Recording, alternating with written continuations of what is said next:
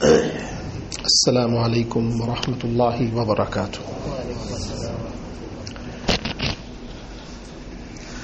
نحمده ونصلي على رسوله الكريم أما بعد. رب اشرح لي صدري ويسر لي أمري واحلل عقدة من لساني يفقه قولي. قال الله تعالى في الفرقان الحميد: الله ولي الذين آمنوا يخرجهم من الظلمات إلى النور والذين كفروا أولياؤهم الطاغوت يخرجونهم من النور إلى الظلمات أولئك أصحاب النار هم فيها خالدون. صدق الله العظيم. اللهم صل على محمد النبي الأمي وعلى آله وسلم تسليما. My noble brothers, sisters and elders, once again the month of Ramadan came to an end, and many fortunate people throughout the world succeeded in the month of Ramadan by attaining the pleasure of Allah, by attaining maghfirah from Allah. Allahumma ja'alna minhum. Allah make us from those people. The month of Ramadan indeed was a special month, full of many blessings, but the journey still goes on. The journey of a believer does not come to an end by the ending of the month of Ramadan, but the journey of a believer remains moving until death. And as believers, we have to be in search of those avenues, those statements, those actions by which we can attain the pleasure of Allah. And indeed, every day, every night, every moment of our life is special, because Allah is waiting for us to make a commitment of loyalty, to make a statement of friendship. What I want to speak about in the next few weeks is something that is essential, and many a times the connection with what I am to speak about is lost after the month of Ramadan. And we can clearly understand why this takes place, why this connection breaks immediately after the month of Ramadan. We have been committing our body and our energy to obedience for last 29 or 30 days. And as I made mention in the first Jumu'ah of Ramadan al-Mubarak, we were only facing one enemy in the month of Ramadan. After the month of Ramadan, we just stepped out of the spiritual world that we made in this blessed month due to our efforts. Now we feel that we have attained something, and when a person achieves something, he wants to relax. It is human nature. When a person attains something, he wants to relax. Aaj ka kaam maine kar liya, to main aaram karunga. Today I have done my work, so I would like to rest. It's human nature. So when the month of Ramadan comes to an end, this sense of achievement is found in many people. And indeed, it is an achievement. So a person wants to relax. But on the other hand, the external enemy has just come out. And he was put behind bars for 29 or 30 days, so he was making up plans over plans, that when he comes out on that first day, how can he derail that human being? So he comes out with full enthusiasm, with full zeal, josh. And the Muslim steps out of the month of Ramadan relaxed. So what do we see? The enemy gets the better of us. Initially we want to relax for a couple of days, But then it becomes very hard to make a U-turn and come to that right path. That's why it has been said we cannot relax. And I made mention that steadfastness does not mean to maintain that level of obedience. It will be near to impossible to maintain that level of obedience that we committed to in the month of Ramadan, as long as we come to the masjid. The time that we spent before was a couple of hours during the day and during the night. Now we do not completely cut ties with the masjid or with the channel of obedience, but we remain committed by giving some time. If one person goes to the gym for 29 or 30 days and never steps into the gym for the next 11 months, you can't say that this person was steadfast. But for 29 or 30 days he went for 4 hours, and after 29 or 30 days he stepped in, worked out for about 5 minutes and walked out, you will say that he's steadfast. As long as we can commit to some level of obedience after the month of Ramadan, we got a very healthy, very strong chance to overpower the external enemy that has come out. I don't know if I spoke about this in the month of Ramadan, but I would like to relate it so I can base my future talks upon this one statement. There are many blessings that descend while we are fasting. But if the vessel is turned upside down, it will not gather anything. Or if there are holes in the vessel, it will not hold anything. You need the vessel to be sitting properly, and you need it to be sound. Now whatever little drops from above will drop into that vessel, and you can contain it and you can benefit from it. If it is pouring from upstairs but there are holes in that vessel, it will not contain anything. Likewise, if it's upside down, it will not contain anything. Allah knows that for 11 months, 10 months, we have made many holes in our vessel. That is the host to all the blessings that descend.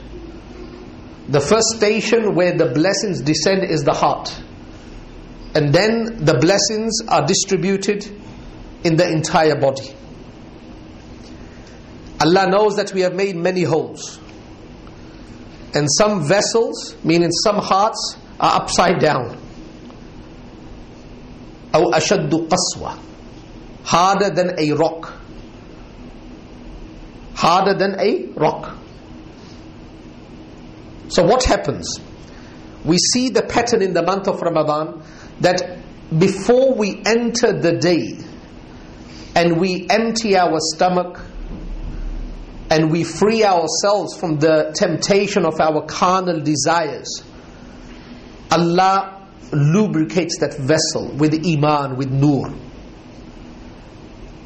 Some read the Quran in Taraweeh and some listen to the Quran. This listening and reading of the Quran in the night is preparing the vessel.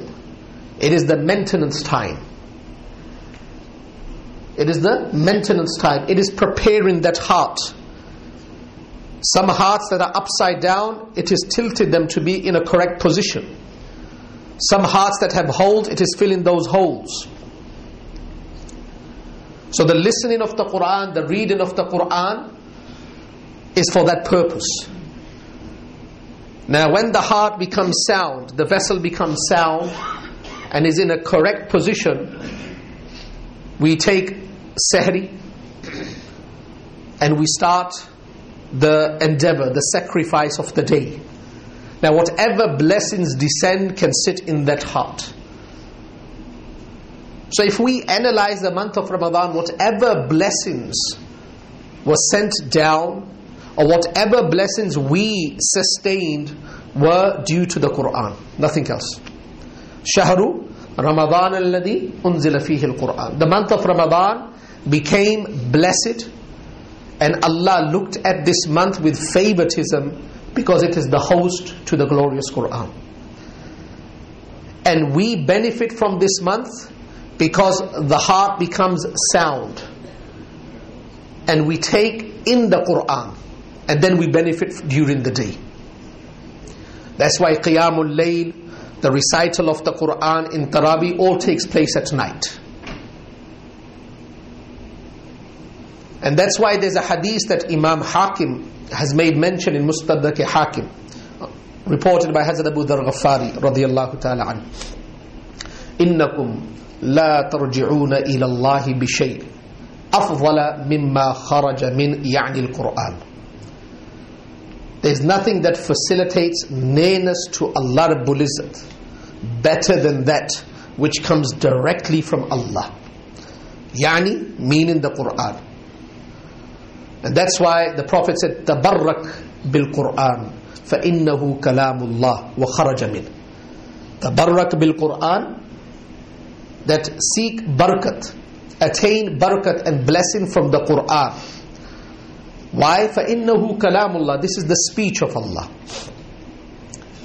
وَخَرَجَ مِنْ, and it comes directly from Allah. It is the sifat of Allah. And now we're going to study the nations of the past, and in particular the Sahaba, that the glory that they experienced and the heights that they set upon for many, many decades was for one reason: that they were the true ashiqs of the Quran.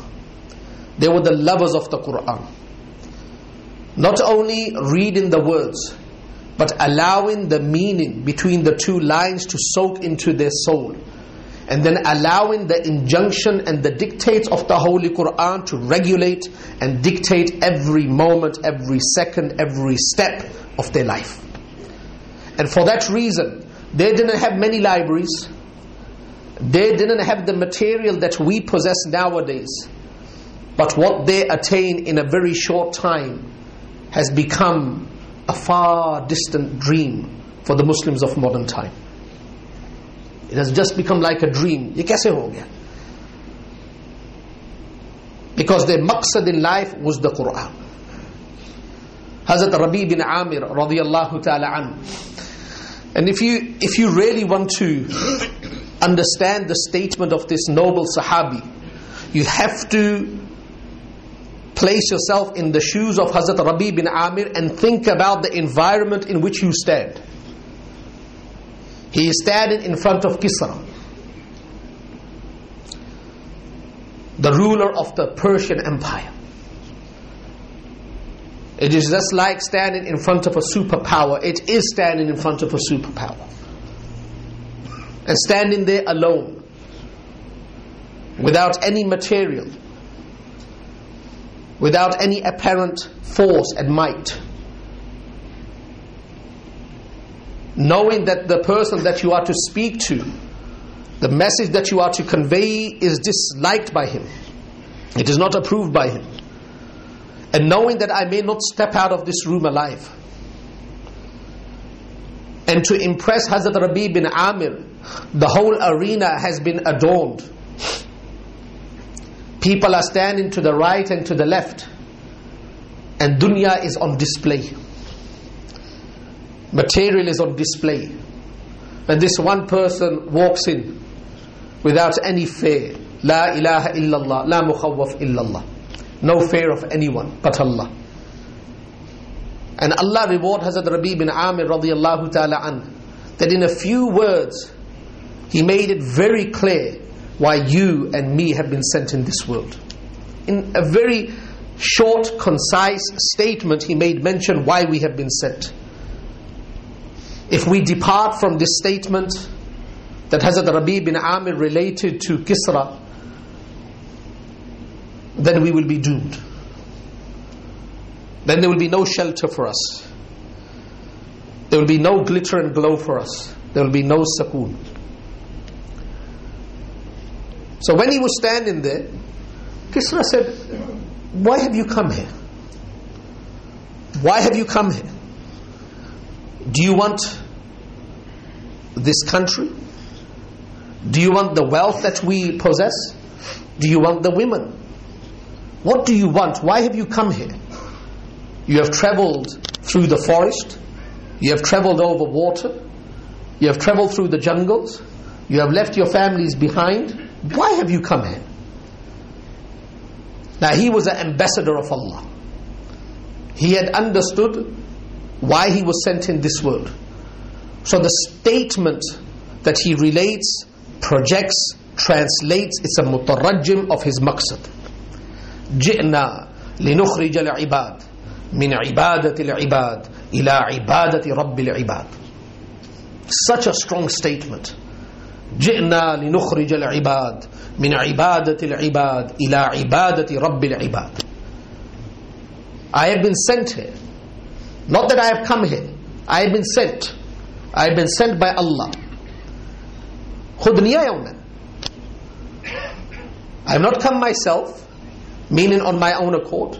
Allah has sent me through the Prophet. جِئْنَا مَيْدَ بِجَگِل لِنُخْرِجَ الْعِبَادِ, to pull out humanity مِنْ عِبَادَةِ الْعِبَادِ, from the worship of makhluk, from the worship of the creation, إِلَىٰ عِبَادَةِ رَبِّ الْعِبَادِ, towards the worship of the Creator. مِنَ الْمَخْلُوقِ إِلَى الْخَالِقِ, to turn humanity away from makhluk towards the Khaliq. وَمِنْ جَوْرِ الْأَدْيَانِ إِلَىٰ عَدْلِ الْإِسْلَامِ, وَمِنْ جَوْرِ الْأَدْيَانِ إِلَىٰ عَدْلِ الْإِسْلَامِ. And I have come to pull humanity out of the injustice, of the wrong, of the dhulam of religions, إِلَىٰ عَدْلِ الْإِسْلَامِ, towards the justice of Islam. And this one statement was one of the strong reasons why Islam spread rapidly, because people could see the adl in the laws of Islam. Adl in the laws of Islam. Gandhi, that we all are familiar with, he used to have a paper, he used to release a paper. In 1930, he released a statement in his own newspaper, and he addressed his governors, and he said, it seems like we are going to be in control and we are going to rule the country. This is before partition.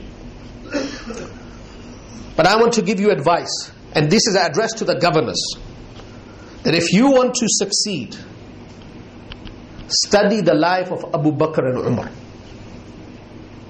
He says, study the life of Abu Bakr and Umar if you want to succeed. And he was a staunch Hindu.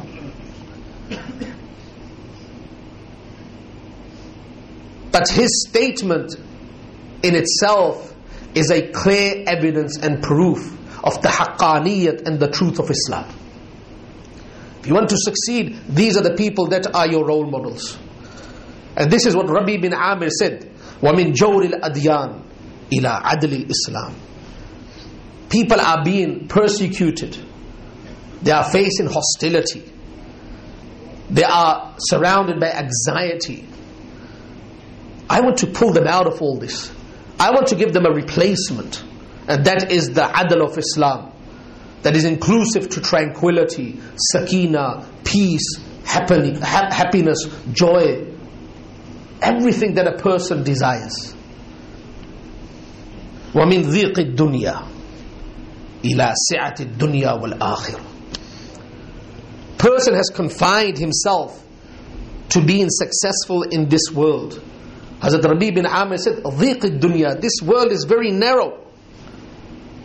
Iski kuch hasiyat hi nahi. It is insignificant. We are like a frog in a pond. We have not seen the vastness of the ocean. And we have made this pond our home. Or it is just like the child in the mother's womb. He does not even have much room to move around. But if somebody was to say to this child in the mother's womb that there's a world outside that you will be exposed to, that is millions and trillion times bigger than this womb, he will not accept it. He said, "Kaise mumkin hai? How is this possible? That there is a world that is much larger than the world in which I am?" Likewise, now it has been said to us, the world that you are in, dhiq dunya, is very narrow. The world that is waiting on the other side is very vast. The last person to enter, he will be blessed with a paradise that is 10 times greater than this universe. Lekin akal mein baat aati nahi. It's hard to comprehend. It is very hard to comprehend. You know, they say there were two fish, as an example, swimming in the ocean. One fish, a well-wisher, gave nasiha to the other fish and said, look, you'll be swimming through the ocean and you may see food hanging in the water. Never bite on it. I said, why? He said, if you bite on it, it is a trap. Somebody will lure you in. You will stand in front of a giant who will have a massive tool in his hand, sharp, and he will cut you into pieces. And then he will place you in his mouth and eat you with 32 razors. I said, Pagla, what are you talking about? Giant, cut me into 32 pieces, fry me in oil, eat me up. I can't understand that. But his nasiha was true. But because he could not see with his apparent eyes, he rejected it. So this is what Rabi bin Amir is saying. وَمِن ذِيقِ الدُّنْيَا. Ye dunya choti hai. The narrowness of this dunya. Pull out of this narrowness and want to introduce you to a world that is very vast.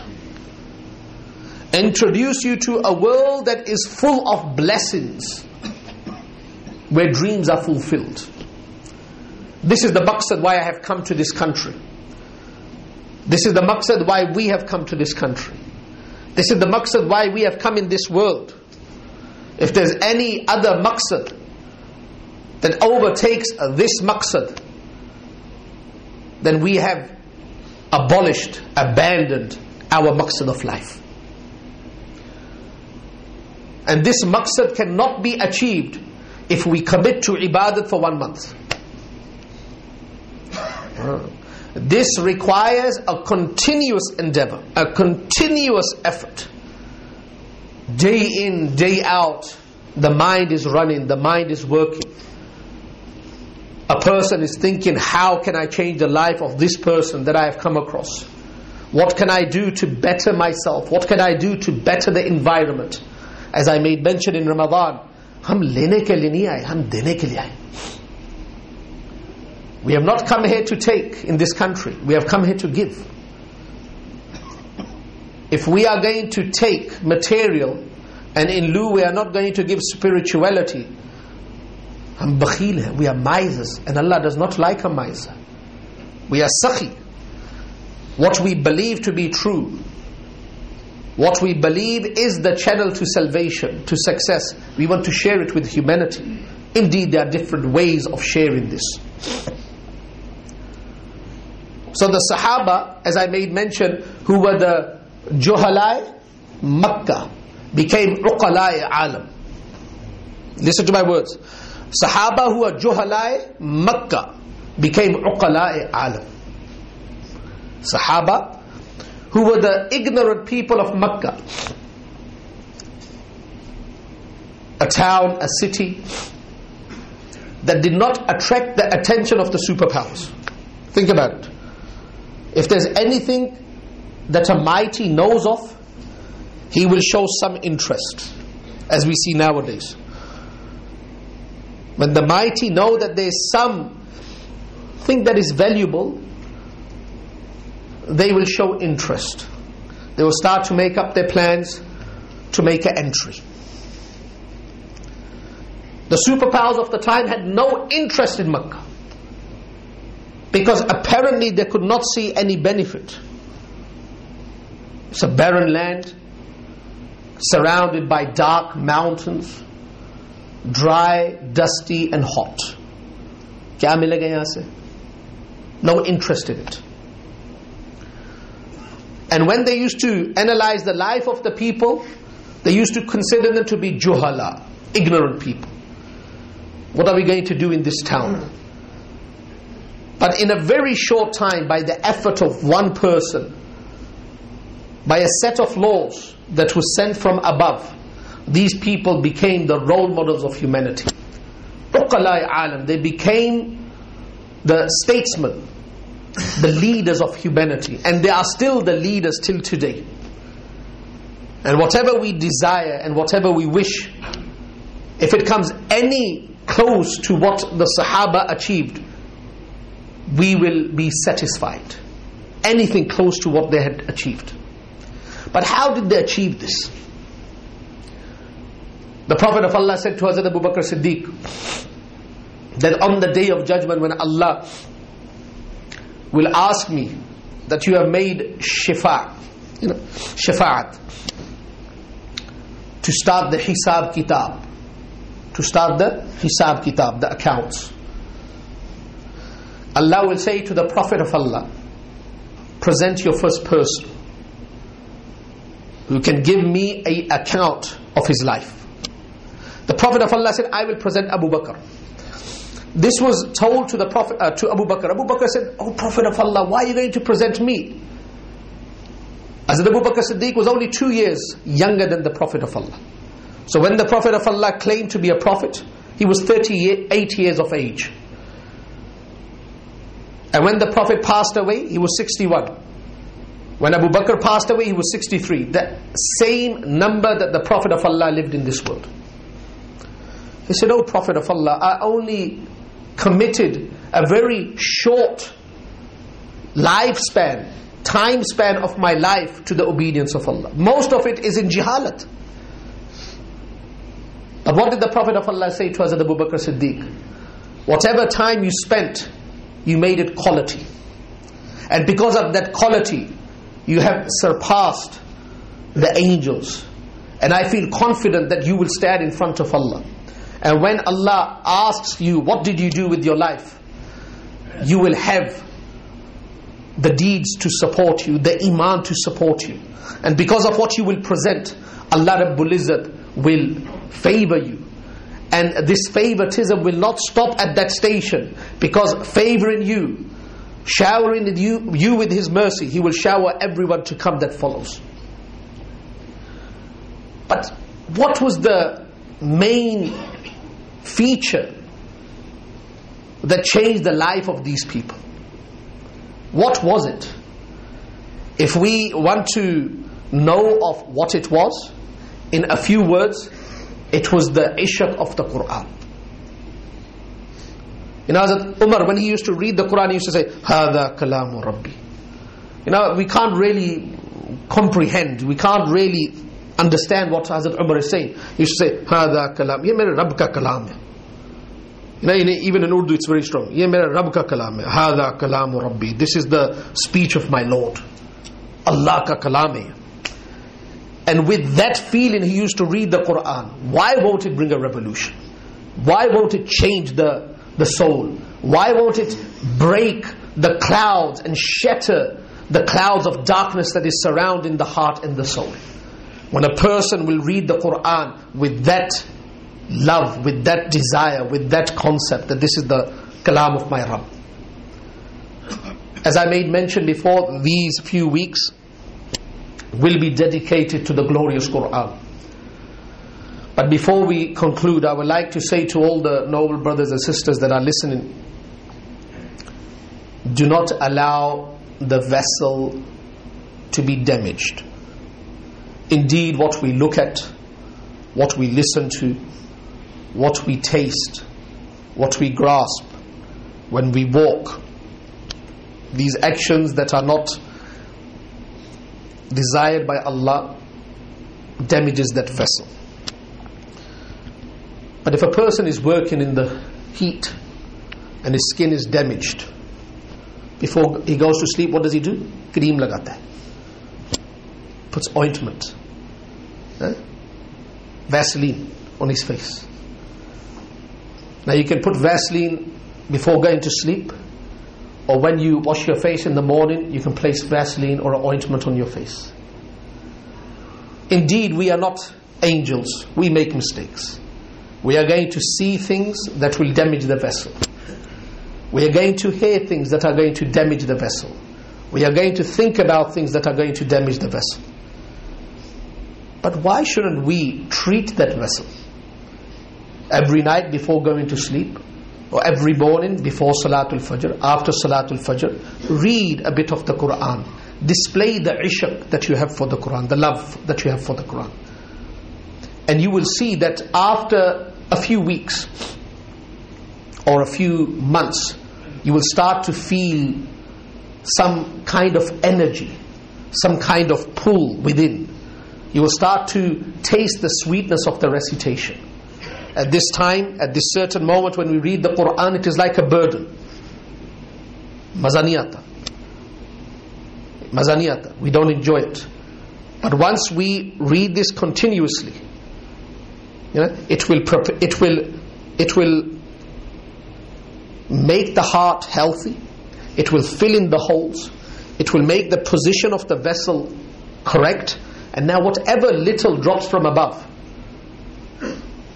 in our life, we will sustain it, we will contain it, and we will start to enjoy it. So don't break your ties with the Quran. Some brothers may think that I will start my next Quran after 1 week. Wo week nahi aayega. That week will not come. Month of Ramadan finished, let me just relax for 2 days. I used to read 2 juz a day. Now I'm going to relax. That day is not going to come. That day is not going to come. We're going to drift. If one person is on a boat and he can see his station, but he's tired, and he says, as long as I can see it, let me drift a little bit out, but I will come back. Once he drifts out, it becomes much harder. The closer he is, the easier it is. The further he drifts away, the harder it becomes. So the further we drift away from the Quran, it is going to become very hard. Kal, tomorrow, ghadan, and then Malakul Maut knocks on the door. So from today, not tomorrow, from today, if we haven't made our tilawat of today, from today, after Salatul Jummah, 1 page or 2 pages we read. And then inshallah, we make a firm commitment to our Creator that we will not forsake the Quran. We will give the Quran the position of imamat in our life. The Quran is our imam. It will lead us, govern us in every faculty of life. Inshallah, we will do that. Allah give us tawfiq. Subhanakallahumma wa bihamdika ashhadu an la ilaha illa anta astaghfiruka wa atubu ilaik. Assalamu alaikum wa rahmatullahi wa barakatuh.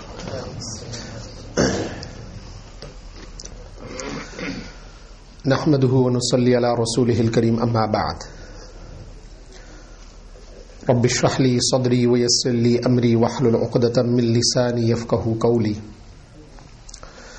Qala Allah ta'ala fil furqanil hamid, wa nunazzilu minal qur'ani ma huwa shifaa'un wa rahmatun lil mu'minin wa la yazidu adh-dhalimina illa khasara. Sadaqallahu al-azim. Allahumma salli ala Muhammadin nabiyyil ummi wa ala alihi wa sallim taslima. My noble brothers, sisters and elders, as I made mention last week, that for a few weeks we will speak about different aspects pertaining to the Quran. We covered an important aspect last week, and today I would like to start off with a saying of Hazrat Ali radiyallahu ta'ala. As we all know that Hazrat Ali radiyallahu ta'ala an was one of the great scholars of Islam, and his statements, his sayings, his aqwal were full of hikmah and wisdom. And he used to say, Al-mar'u tahta lisani. Hazrat Ali radiyallahu ta'ala an used to say, Al-mar'u tahta lisani, that a person hides behind his tongue. If a person remains quiet, you cannot really judge the person. You cannot really know the person. But once he starts to speak, the tongue is the translator of the heart. and the emotions and the sentiments. So through words, a person indirectly introduces himself. The way he puts the words together, the way and the method he speaks those words, all assist the listener to make a sound judgment. And for that reason, Hazrat Ali used to say, इंसान अपनी ज़बान के पीछे छुपा हुआ होता है. इंसान अपनी ज़बान के पीछे छुपा हुआ होता है. A person is hiding behind his tongue. If we apply this with our Creator, that Allah wants to be recognized, Allah wants to be known, but it is hard for us, it is impossible for us to recognize our Creator. So Allah Rabbul Izzat through His speech introduced Himself. Allah through His speech, through His kalam, through the Quran introduced Himself. And He informed us, directed us who He is and what He desires. So when we read the Quran from cover to cover, in nearly 2,600 verses, Allah speaks about Himself. And that's why the Prophet of Allah says, Ajillullaha yaghfir lakum. Ajillullaha yaghfir lakum. Revere Allah and Allah will forgive you. Allah ko pehchan lo, Allah maaf kar dega. Revere Allah, Allah will forgive you. This is the maqsad. The maqsad why we have been sent here is to recognize Allah. Allah ki ma'rifat hasil karna. And that happens through the Quran. So when we read the Quran with contemplation, with understanding, with khushu and khudu, with conviction, we can attain high levels of recognition. And the more we recognize our Creator, the easy it becomes to place ourselves in front of the Quran, in submission. Now I'll take it one step further. How will we know that we are deriving some benefit from the Quran, and the benefit that I'm referring to? That when a person reads the book of an author, and he's never seen the author, so he's reading a book and he finds the book to be interesting, very appealing. Automatically he develops this connection with the author, with the musannif. And then this urge, this feeling starts to develop inside that I want to see the author. I want a meeting with the author, so I can speak to him face to face. So when a person reads the Quran, it is impossible to see Allah in this world, but a person has that urge, that feeling that I want to see my Creator. He speaks to me through His kalam, but I want to see Him. This same feeling was experienced and conveyed to Allah by Musa alayhi salatu wassalam. In Surah A'raf, Allah says, وَلَمَّا جَاءَ مُوسَى لِمِيقَاتِنَا وَكَلَّمَهُ رَبُّهُ.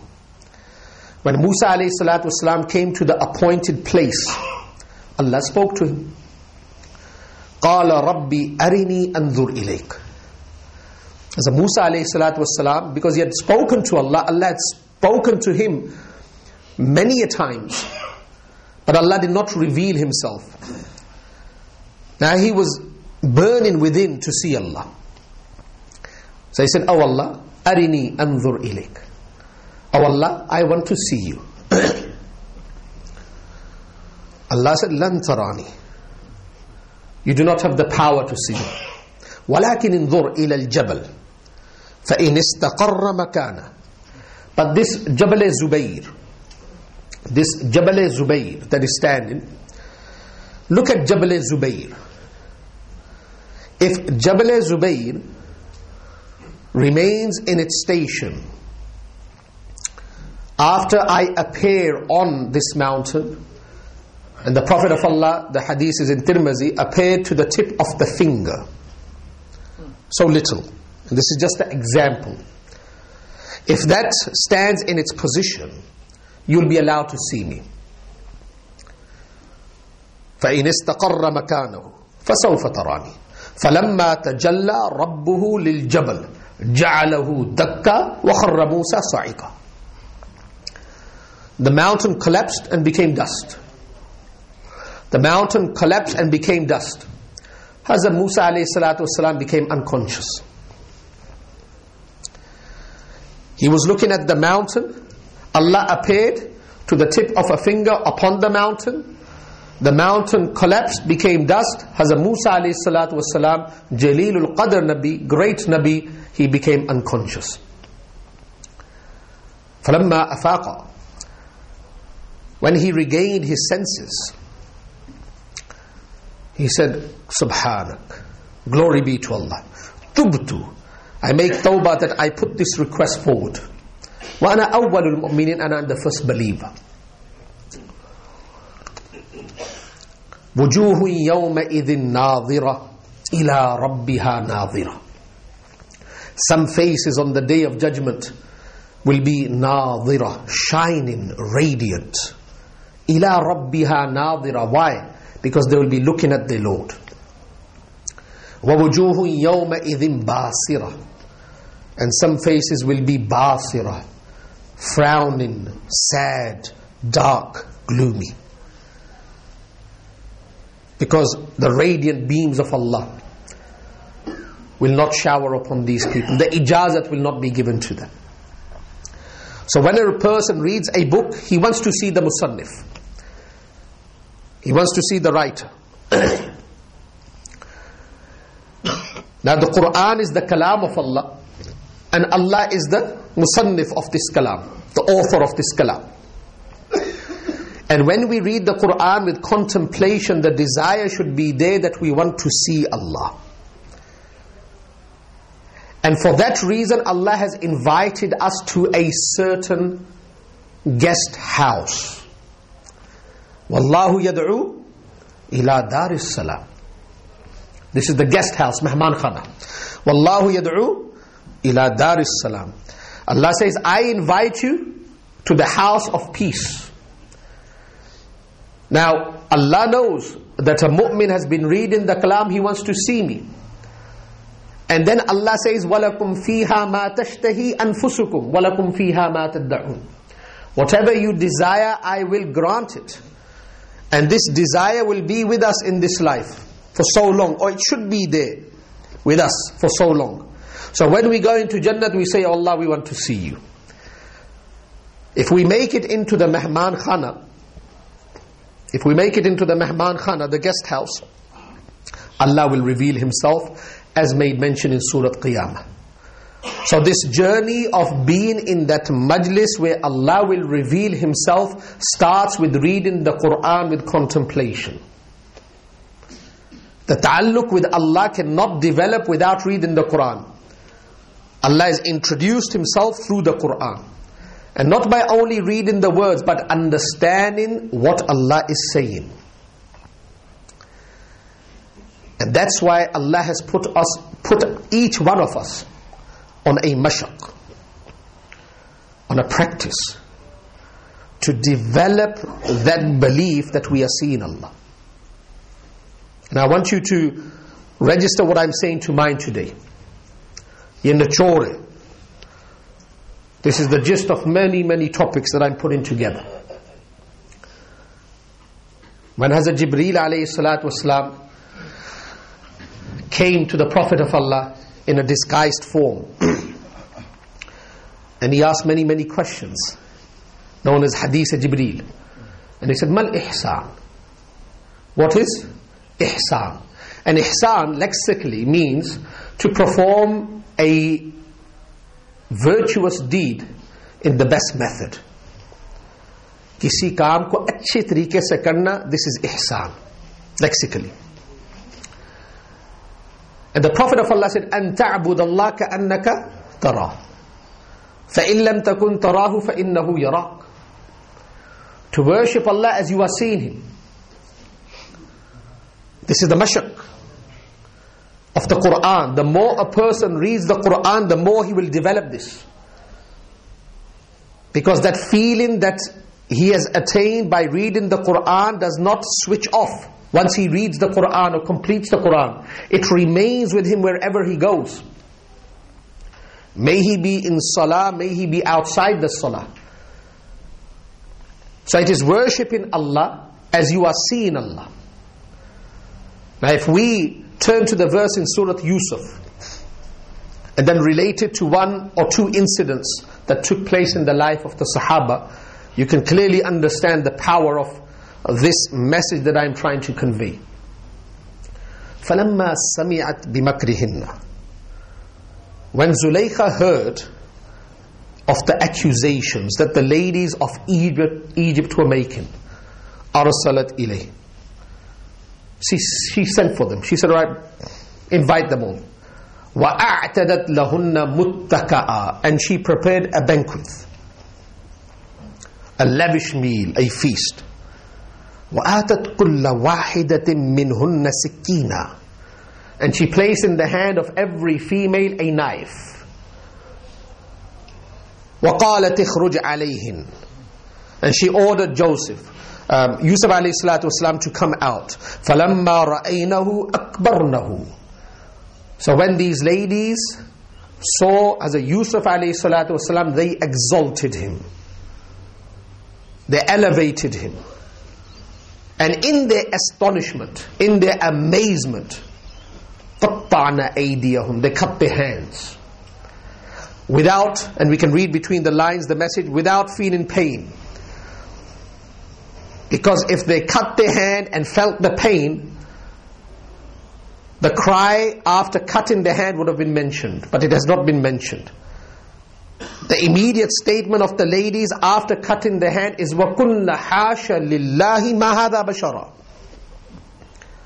Dard ka ihsas hi nahi. وَكُنَّ حَاشَ لِلَّهِ. God forbid, Allah forbid. مَا هَذَا بَشَرًا.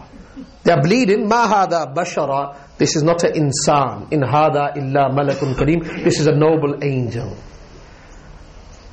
The beauty of a makhluk was so overpowering that the ladies of that time could not feel the pain that they inflicted upon themselves. Now when we read the story of Hazrat Ali radiyallahu ta'ala, that he was struck by an arrow, he was struck by an arrow and they could not remove the arrow from his body. So the people, the atibba, the doctors of the time, they said the best time to remove the arrow without Hazrat Ali realizing is when he is in salah. Because he had perfected the practice of salah. And that is أَن تَعْبُدَ اللَّهَ كَأَنَّكَ تَرَاهُ. It was like he was looking at Allah. And when a person has reached that level, if a person is looking at a beautiful makhluk and he is unaware of his surrounding and what his body is going through, how can a person feel anything when he has started to see his Creator while he is in this dunya? In whichever form, whatever spiritual form. أَن تَعْبُدَ اللَّهَ كَأَنَّكَ تَرَاهُ. And if that is not a possibility, فَإِن لَمْ تَكُنْ تَرَاهُ فَإِنَّهُ يَرَاكَ. At least believe that he is looking at you. This all comes by reciting the Quran. And I made mention last week that Hazrat Usman Ghani, Hazrat Umar used to say, هَذَا كَلَامُ رَبِّي. Ye mera Rabb ka kalam hai. So before even reading, bring in your mind to this reality that this is the kalam, the speech of my Rabb, the Rabb of this dunya, Rabbus samawati wal ard. And then with respect, with feeling privileged, overprivileged, that I am allowed to read the kalam of my Rabb. So the reading of the Quran with contemplation, with understanding is a must for each one of us. if we want to attain high levels in this world and high levels in the hereafter. And I made mention that because of this one book, 114 chapters of unequal length, because of this kitab, Juhala'i Makkah became Uqala'i Alam. I made mention, I want you to register this, that Juhala'i Makkah became Uqala'i Alam. Ignorant people became pillars of guidance for humanity. And today, without any hesitation, we can proudly connect ourselves, attach ourselves with the Sahaba. But in a very short time, the nur of the Quran, لِتُخْرِجَ النَّاسِ مِنَ الظُّلُمَاتِ إِلَى النُّورِ, this Quran took out these people from the valleys of darkness and placed them in the beautiful, honorable valleys of light. The same method has to be practiced by us. There's no other method. No other method. If we want to attain high levels, and if we want to attain success, this is the method, this is the means through which we will attain success. Now, this book has the characteristics of bringing a revolution in people, in communities, in the entire world. And I'm going to give a few examples in the coming weeks. Women have this inclination, this attachment with gold, with silver, with silk. That's why silk is halal for the women. They can wear silk, men can't. Ladies can wear gold, men cannot. Allah has respected that feeling that they have. If Allah said you can't wear gold, you can't wear silk, it would be very, very hard for the women. And Allah does not want to put them into such a test that is beyond their grasp. Allah ne kaha, sona bhi aapke liye halal, resham bhi aapke liye halal. Gold is halal for you, silk is halal for you. And in Surah Zukhruf, in the 25th juz, and Zukhruf translates to the gold adornments. That is the meaning of Zukhruf. There is one verse in the second section, أَوَمَنْ يُنَشَّأُ فِي الْحِلْيَةِ أَوَمَنْ يُنَشَّأُ فِي الْحِلْيَةِ. The Mufassirun have said that the subtle hint that we derive from this part of the verse, أَوَمَنْ يُنَشَّأُ فِي الْحِلْيَةِ, is that women, they are groomed in such a way that they are pushed towards gold, and they are pushed towards silk, and they are pushed towards gold ornaments. They have that feeling towards it. We don't have to go too far. If we ask our wife, one sunny day, fine day, that we are running short, we don't have funds, so we have to sell the TV, she may agree. We have to sell the sofa, she may agree. We have to sell your clothes, she may agree. We have to sell your gold. Na'uzu billah. No, she will not agree. She will not agree to sell the gold. Tu ja jahan bhi jana chahta hai. You make the arrangements, I'm not going to sell that gold. And every year you have to pay the zakat. The man is paying the zakat every year on that gold. She will never sell that gold. And this is not a trait, it's not a bad quality. They have that feeling towards gold. If one fine sunny day you said to a lady that I would like to make a hole in your ears, why are you going to make a hole in my ears? I'm going to make a hole in your ears, then I'm going to place an earring made out of gold in your ear. Straight away she'll give a make a hole. Straight away. Abhi abhi saaf karo, ek na karo, 10 karo. This is the make of a female. All respect to the women downstairs. For ladies to give up that feeling that is strongly a part of them requires a revolution. It is not easy for women to give up of wealth. It is not easy. And I'm referring to gold and silver. I would like to mention a few stories. That this Quran brought such a revolution in women of the past. One day Hazrat Aisha Siddiqa radiyallahu ta'ala anha received 50,000 coins. And in those days there used to be dinar, that is a gold coin, dirham, silver coin. So she received as a gift 50,000 darahim, silver coins. That's a lot of wealth. Lot of wealth. And it was a gift given to her. So immediately, now this is the revolution of the Quran, because the Quran has diagnosed the sickness of a human being. If you read the Quran has diagnosed the sickness of a human being. And I said all the problems that a human faces in this dunya are due to two factors. For example, in Surah Tawbah, Ya ayyuhalladhina amanu ma lakum, Ya ayyuhalladhina amanu ma lakum, إذا قيل لكم انفروا في سبيل الله ثاقلتم إلى الأرض أرضيتم بالحياة الدنيا من الآخرة فما متاع الحياة الدنيا في الآخرة إلا قليل. Speaking about the battle of Tabuk, Allah says to the believers, ما لكم, what has happened to you? What has happened to you? ما لكم, क्या हो गया तुम्हें? That Allah orders you في سبيل الله, in the path of Allah, and you cling to the earth. You cling to the earth. ثَاقَلْتُمْ إِلَى الْأَرْضِ. You cling to the earth. ज़मीन नहीं छोड़ना चाहते आप. أَرَضِيتُمْ بِالْحَيَاةِ الدُّنْيَا. Do you prefer this life and what it contains over the life of akhirah? Then Allah says, فَمَا مَتَاعُ الْحَيَاةِ الدُّنْيَا فِي الْآخِرَةِ إِلَّا قَلِيلٌ. The enjoyment of this world is very little compared to akhirah. So the ulama have said, Allah has diagnosed the sickness of humanity. And I said, all the mistakes that a human makes are due to two factors. As made mention of the Prophet of Allah, حُبُّ الدُّنْيَا رَأْسُ كُلِّ خَطِيئَةٍ. The love of this world is at the top of every error and sin.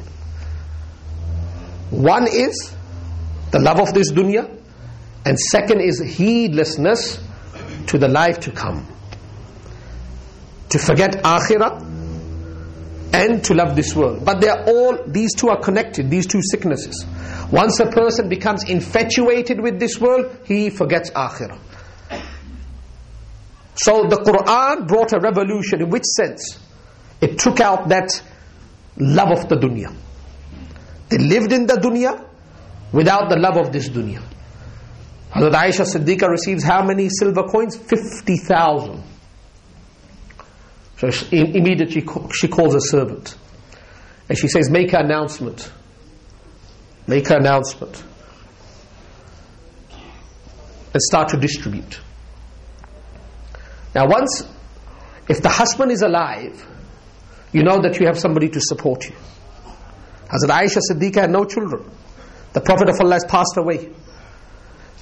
When a lady becomes a widow, she becomes more protective over her wealth.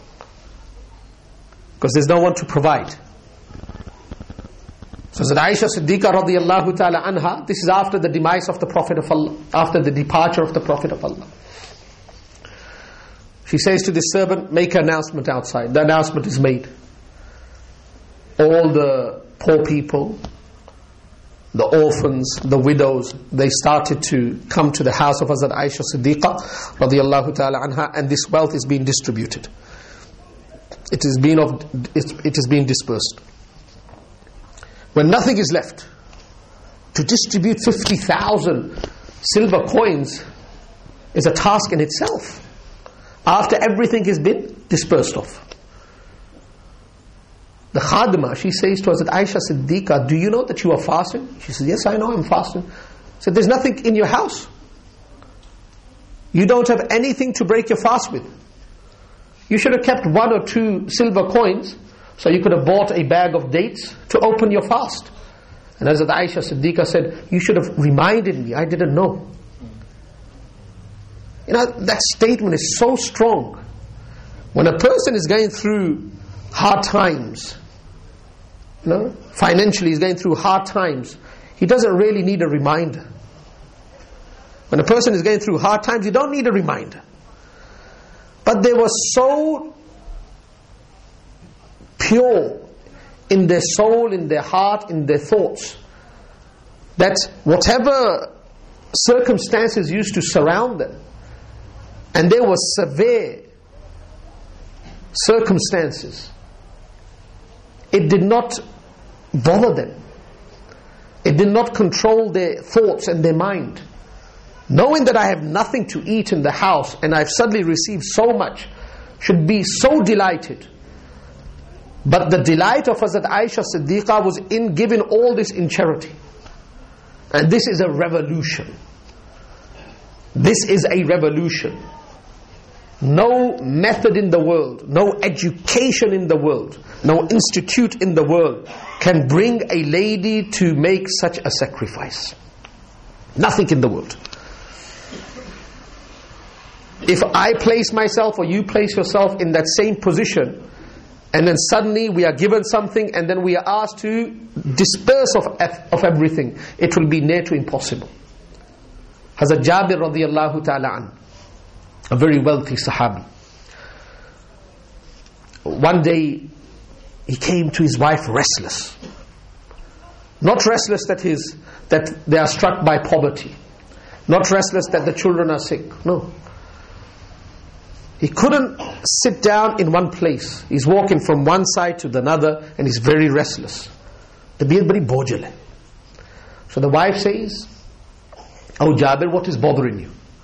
And Jabir says that I have 600,000 gold coins. 6 lakh. 600,000 gold coins. They are in my possession. I feel restless. If I am invited tonight by Allah, what will I say? How will I give account of such wealth? So what does the wife say? Chodo koi baat nahi, so jo. Does the wife say, go to sleep, don't bother, don't worry about it? The wife says, very easy, start distributing it. These were the women of the time. And remember the verse I recited from Surah Zukhruf, أَوَمَنْ يُنَشَّأُ فِي الْحِلْيَةِ. So Hazrat Jabir starts to distribute 600,000 silver coins. And after distributing all, he comes back and if he says, I feel very light. The wife said, you have made the best decision. Husbands are angels, wives are angels as well. They used to support each other. But this has not come without an effort. It is reading this Qur'an and allowing the Qur'an, that is shifa, the verse that I recited, to remove all the ailments that surround this soul, that do not allow it to elevate. Hamari ruh jakri hui hai. When a person's soul is surrounded by ailments, parwaaz nahi kar sakte. It cannot fly high. It cannot fly high. And if we want this soul to fly high, we have to break all those chains that in reality are ailments. And the strongest chain that does not allow this soul to start its journey towards Allah is the chain of hubbud dunya, the love of this world. Second strongest chain, heedlessness to akhirah. So what we should do is, in our life, first of all reading the Qur'an, and then making some practical changes in our life, taking some steps, making some sacrifice. And that's why the Prophet of Allah said, the best kind of charity is when you are in need of the charity. You have a desire towards the charity, and somebody comes to you and then you release it. I have ample, I have in abundance, and I really don't need it. And somebody comes to me, I give. Indeed, that is charity. But the impact of such charity is not equivalent or the same to that charity that a person, he needs it himself. He has a very strong connection with that wealth. Somebody approaches him, he respects the request of the recipient, and he releases that fund. because that is damaging that chain of hubbud dunya that surrounds the soul. So this book is a book that will bring revolution. The biggest problem that the ummah is facing is, and I've said this many a times, not being judgmental.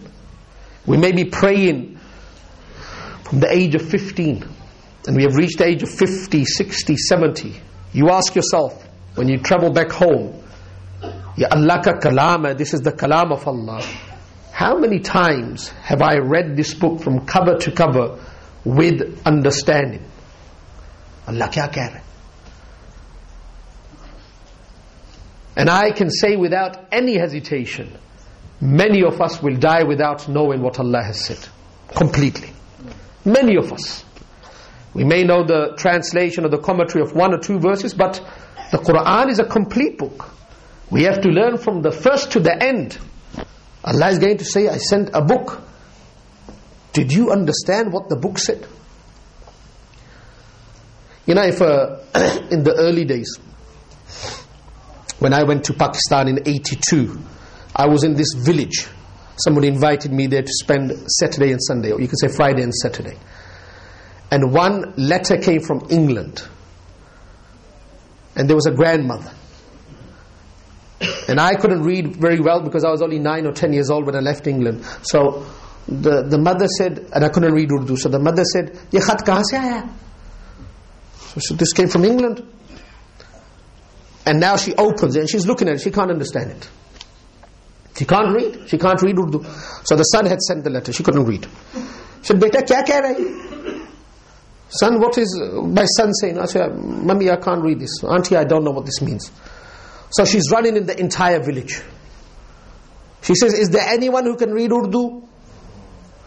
And please read this letter to me. I want to know what my son has said. And she was unaware of what she was doing. Hijab had fallen off.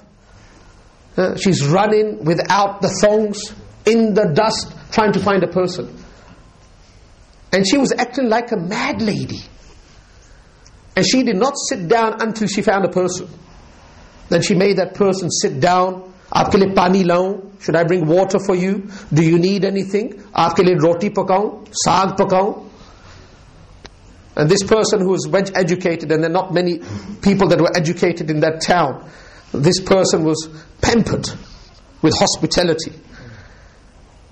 And then he read the letter, and every word, you know, the person used to read one line, and she said, read it again. Allah, read it again.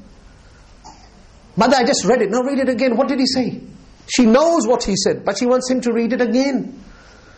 A letter that you could read in 1 minute, he read it in 10 minutes. Because the mother was enjoying every letter, every word. Allah. This is the kalam of Allah. If the mother has that feeling towards a letter that was sent by a child, shouldn't we have that feeling towards the Quran? And that's why the Sahaba, they used to read the words over and over and over again. Allah ka kalam, hada kalam Rabbi. Read it again. They used to enjoy it. Now if we open the Quran, we can't understand it, we should run with the Quran. Is there somebody that can explain what Allah is saying here? And then those people that are ready to teach us, we should make them sit down. Do you need anything? And then he reads it once. No, say it again. What is my Allah saying? Alhamdulillah, because of the rich Islamic culture that we have, and the many ulama that we have, we don't have to run around. So in that town there's one educated person.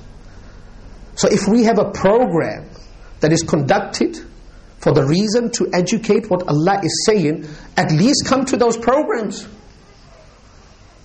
Are we going to die just reading Qul huwallahu ahad and Qul ya ayyuhal kafirun in our salah, and saying we are Muslims and never know what Allah said in between the two covers?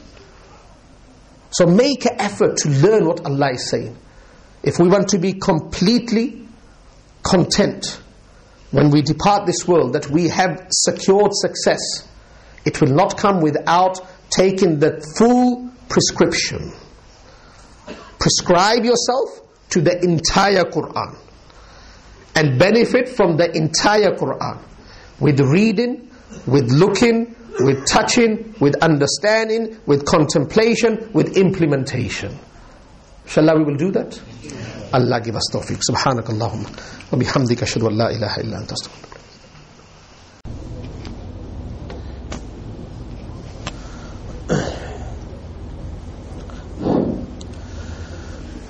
السلام عليكم ورحمة الله وبركاته.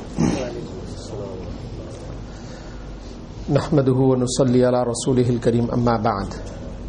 رب اشرح لي صدري ويسر لي أمري واحلل عقدة من لساني يفقه قولي. ألم نشرح لك صدرك ووضعنا عنك وزرك الذي أنقض ظهرك ورفعنا لك ذكرك فإن مع العسر يسرا إن مع العسر يسرا فإذا فرغت فانصب وإلى ربك فارغب. قال الله تعالى في الفرقان الحميد: وقال الرسول يا رب إن قوم اتخذوا هذا القرآن مهجورا. صدق الله العظيم. اللهم صل على محمد النبي الأمي وعلى آله وسلم تسليما. My noble brothers, sisters and elders, we established last week, and we are all well aware, that the Kalam of Allah, the Quran, is an inqalabi book. It brings revolution, a change in the life of a human being. If it does not bring a change in an individual, he is not using the book as prescribed. It is not a possibility that a person read the book, look at the book, practice the book, and not feel a change in his life. This is one of the characteristics of the Kalam of Allah, that it brings a change in the life of a human being. If we do not see a change, as we do not see in the life of many, it is very clear that this person is not using the book as prescribed. This is the principle on which we will base our talk for today. The stories of the saintly people inspire us to develop a stronger connection with the Kalam of Allah. People that were in complete darkness, without guidance, without a purpose in life, suddenly, after a short effort, became the leaders of humanity and the pride and joy of insaniyat. And the only thing that brought change in the life of these saintly people, and we address them by the noble words saintly, is the Kalam of Allah. And I made mention last week that a person is pulled by the dunya. He's infatuated with this world. He has this inclination towards dunya and whatever it contains. And prior to the Kalam of Allah, the arrival of the Kalam of Allah, the same sentiments were shared by the people of the Arab Peninsula. They used to live and die for this world and whatever it contains. But once the Quran became their diet and became their maqsad of life, their priorities changed. And what was important became of no value. And what was of no value became the most important commodity that they held. And they treated it as very, very valuable. A very inspiring story that took place in Madinatul Munawwara, that there was one young Sahabi who had a orchard. many palm trees, and adjacent to his orchard there was the property of an old Sahabi. One fine day, the young Sahabi thought in his mind that I should draw a line, I should make a boundary wall to separate my property from the property of the old person. Because many a times the fruits from his field drop into my field, and the fruits of my field drop into his field. And without knowing, I may be picking something that I do not own. But he faced and encountered one problem, that on this boundary line there was one tree right in the middle that belonged to the old person. Now without his permission he could not uproot it, so he needed to seek permission from the old person. So he went to the old person and he said that this is my intention and I would like you to assist me. What I am to do is good for you and good for me. So the old person, as we know that when a person becomes old, he has his own ways. And he doesn't give in too quick. He has his own ways. So the old person said, I have nothing to do with this. I have nothing to do with this. So the young Sahabi said, look, I will buy this one tree from you. I will buy this one tree from you. He said, I'm not going to entertain this. He said, whatever value you put to this tree, I will give it to you. He said, I'm not going to entertain this. So when the young Sahabi came to know that this old Sahabi is not going to give in, he went to the Prophet of Allah. And he said, oh Prophet of Allah, this is my intention. These are the reasons behind it, and I would like you to intervene. I would like you to be my spokesperson. So the Prophet of Allah summoned that old person and spoke to him and said exactly what the young Sahabi said.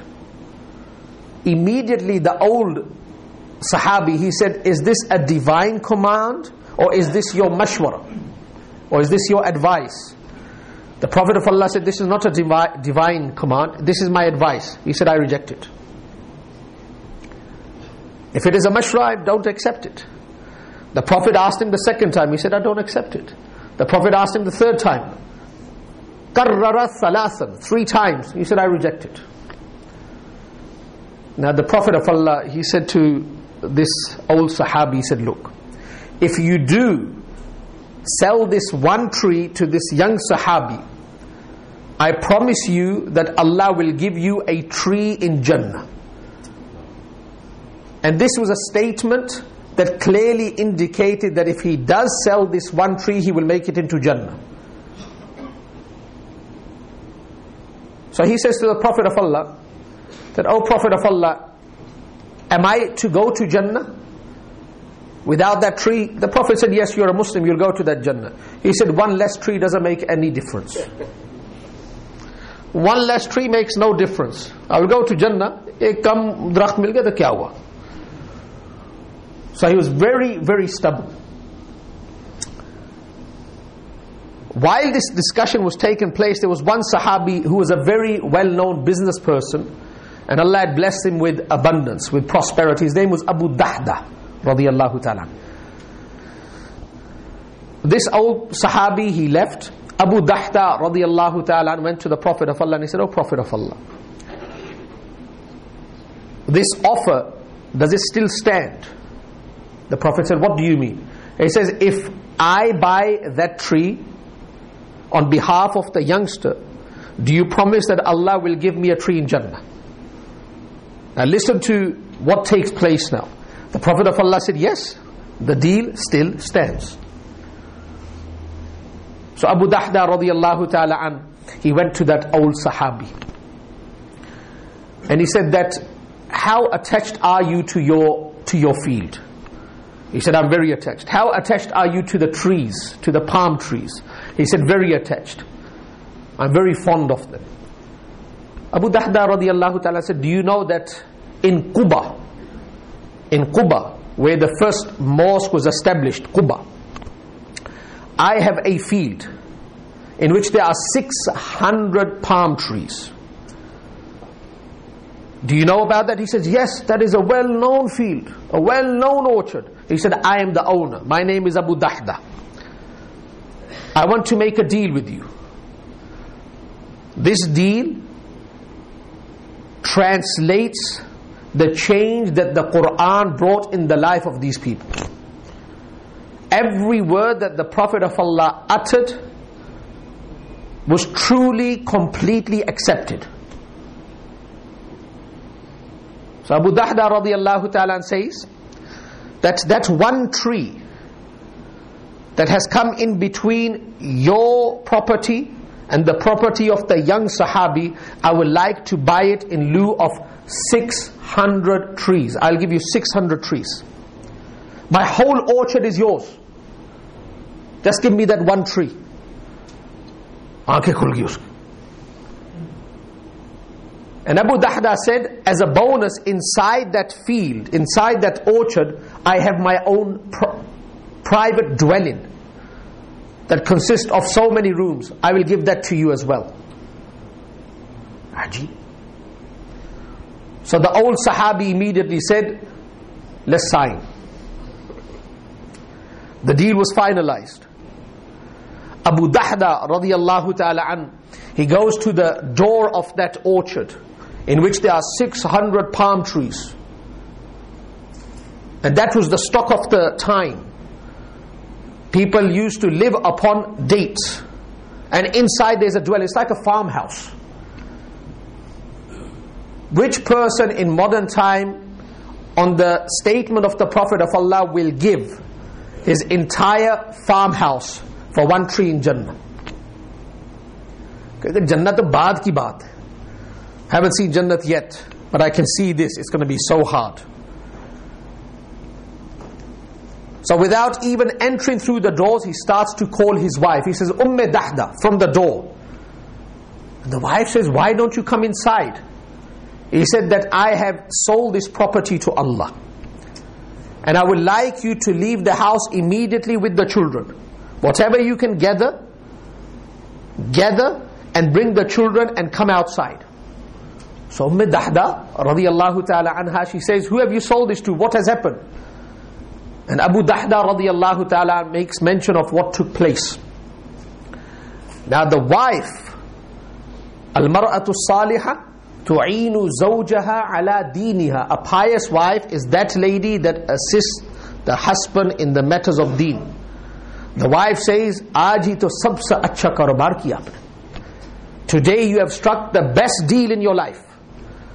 Whatever she could gather in a few moments, she gathered, and with the children, she walked out of that farmhouse as it was not even hers. One statement of the Prophet of Allah. This kalam of Allah, kalamullah, the Quran of Allah brought that change in the life. And this kalam of Allah has the ability to lift a person from the farash to the arsh. This kalam of Allah has the ability. It gives us that chance that we can be lifted from the ground to the heavens, from the farash to the arsh, as long as we use the Quran as prescribed. One very famous Sahabi that we know as Salim Mawla Abu Huzaifa. Remember the name? Salim Mawla Abu Huzaifa. Mawla means a freed slave. Mawla means a freed slave. So Salim Mawla Abu Huzaifa means Salim, the freed slave of Abu Huzaifa. Who was this person? Why do we mention his name now with respect? And what rank did he come to know and come to achieve and attain in the time of the Prophet of Allah? And due to what? Salam bin Jubair, a Jewish business person, was traveling from Madinatul Munawwara to Sham. He bought the goods and was ready to travel back to Madinatul Munawwara. He was a resident of Medina. He was a resident of Medina. In the market he found that there was one person who held no characteristic and no outer feature that could make him valuable in the market. No one wanted to buy him. He didn't look good. He had no skill. He was not educated. But he was being sold in the market. So Salam bin Jubayd, he said, who is this person? They said, we don't know. Some caravan passed through a few days ago and they sold him in the market. And now the owner wants to sell him because he's of no value. But no one wants to buy him. He doesn't look good. There's nothing good about him. So Salam bin Jubayd, being a Jewish business person, he said, I will make some money out of him. So he bought him at a very minimal price. Very minimal price. This person that was bought, his name was Salim. And he was sold in the market by this group of people through deception. He was not a slave, but he was sold in the market through deception. So Salam bin Jubayd, he brings this child, this person, Salim, from Sham, and he brings him to Madinatul Munawwara. And he makes the i'lan, the proclamation that I have brought goods from Sham and I would like to sell them. So there's going to be an auction. And I will run the auction.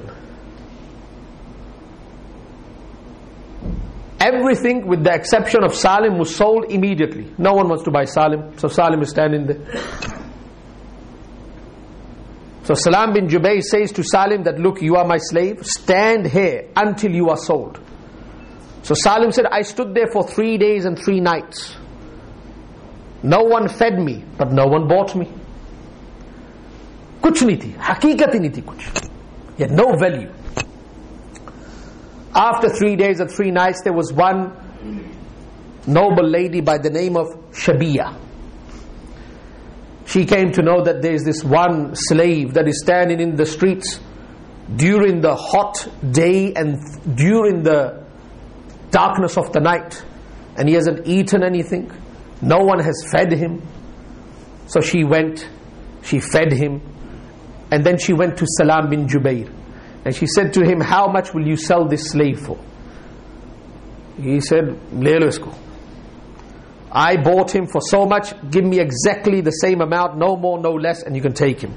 So Shabiya, because women have a soft heart, and that's why the Prophet of Allah said that when you speak about akhirah, akhirah has a stronger impact upon the women compared to the men. Because men have a hard heart. It takes some time for the heart to soften up. Women immediately, they're emotional. They start to cry, and akhirah has a very strong impact upon them. So she bought Salim. Now her generosity became very popular in Madinatul Munawwara, that there was a certain lady, because in those days no one used to show any softness towards the slaves. Slave is a slave. This is one of the contributions of Islam and the teachings of Islam and the advent of Muhammad sallallahu alaihi wasallam, that slaves were given hasiyat, a rank in the society. And before the Prophet of Allah was passing away, there were 2 words and 2 ahkamat, dictates, that the Prophet of Allah was repeating over and over again. As-salah wa ma malakat aymanukum. As-salah wa ma malakat aymanukum. Be mindful of the establishment of your prayer, and be mindful of those who your hands possess. That is a topic in itself. Slavery. So the generosity of this lady became well known. There was one person who was traveling from Mecca and he was passing through Medina. His name was Abu Huzaifa. He was a business person. He came to know that there was a lady. He came to know that there was a lady that felt pity for a slave, and she bought him, and she is giving him shelter and providing food for him. So he was very, very impressed. This statement that I have just said in itself indicates what the Prophet of Allah did in which environment. Very easy nowadays to speak about human rights. For a lady to do so little, is so little nowadays, to take care of a person that is in need. But to do it at that time used to be something outstanding. It used to attract many and many. Abu Huzaifa was attracted because of this, that she felt pity for a slave. In those days, no one felt pity. And in that environment, the Prophet of Allah spoke about human rights. The Prophet of Allah spoke about the rights of women, the rights of children, orphans, educated these people. They are dropped below humanity, the standards, the basic standard of humanity. The Prophet of Allah, first of all, brought them to that basic standard, and then from there they took a journey that no human has seen before and no human will see after. Took them to the Arsh. Abu Hudhaifa, he investigated, who is this lady? They say she's from a very noble family. So he sent a khitbah, proposal. Proposal was accepted. So Abu Hudhaifa married Shabiya.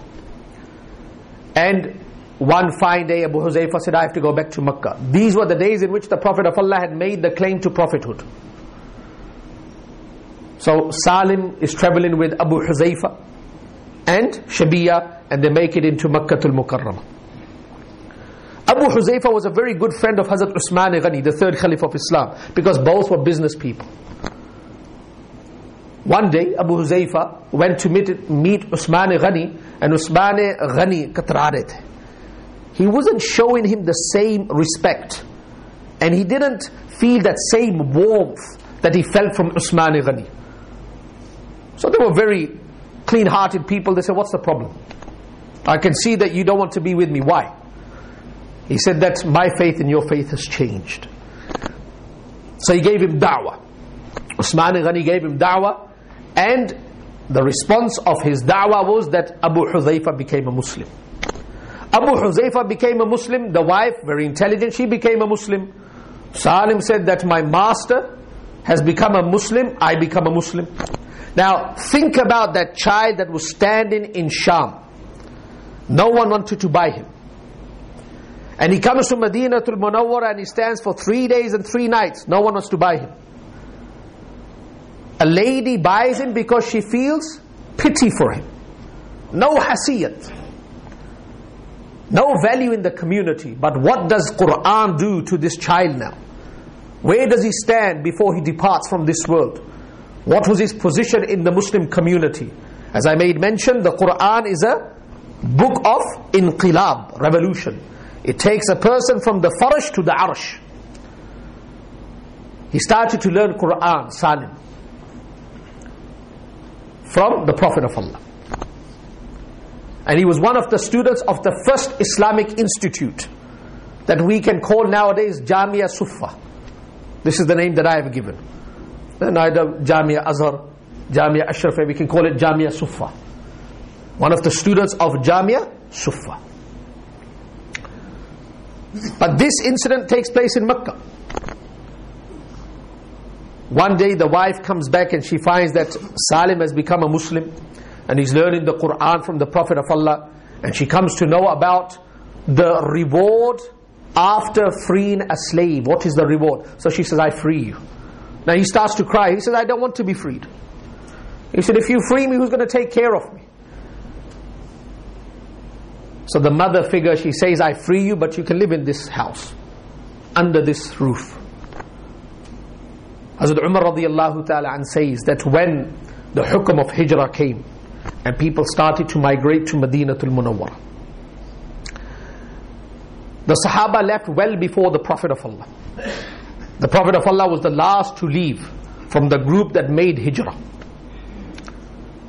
So a very large group of Sahaba were making it to Medina, and they stopped and stationed in Quba. Now the masla came there was an issue that who is going to lead the prayer. Hazrat Umar said, I was in the group as well. But what was decided that Salim, Mawla Abu Huzaifa, will lead the prayer in Quba, as long as we are here. Had no haqiqah, no value. What did the Quran do? Made him the Imam of the noble group of Sahaba. And he led the Sahaba in Salah in Quba as long as they were in Quba.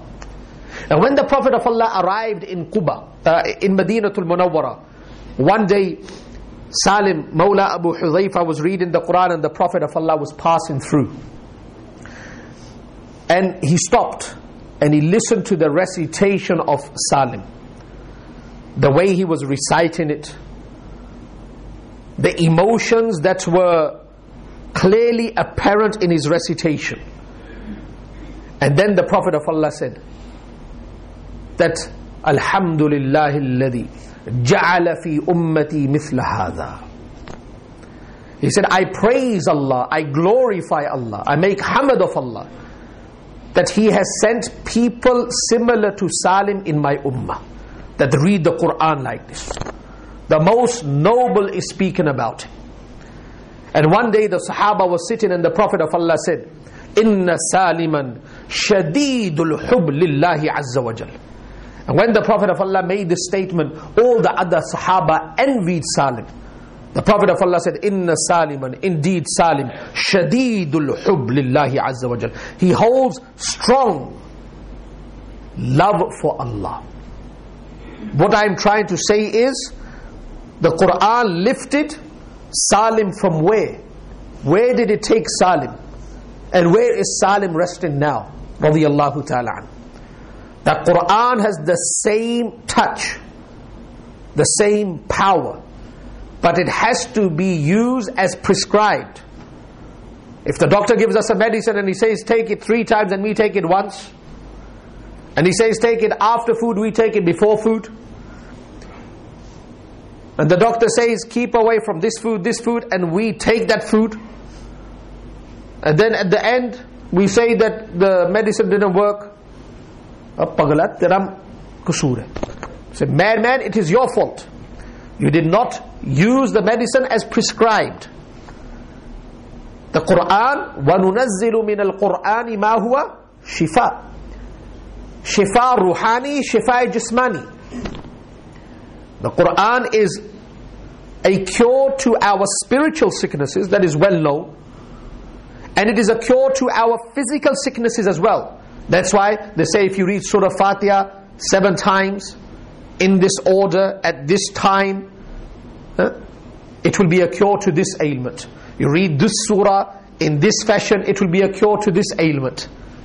There are so many different surahs in the Quran, small and big, and there are so many different ayat in the Quran that hold that power. وَنُنَزِّلُ مِنَ الْقُرْآنِ مَا هُوَ شِفَاء. But we have to use the Quran as prescribed. These stories that I relate to myself and relate to all that are seated today in the masjid, upstairs and downstairs, are to inspire us. They are here to inspire us. Ruqana, he was a wrestler, very well known for his wrestling skills. Itna bada tha, he was so big in size that if he used to sit on a hide, he used to just sit on a hide. Now it must be the hide of a camel. And people from all 4 corners used to pull that hide from below him, from beneath him, they couldn't.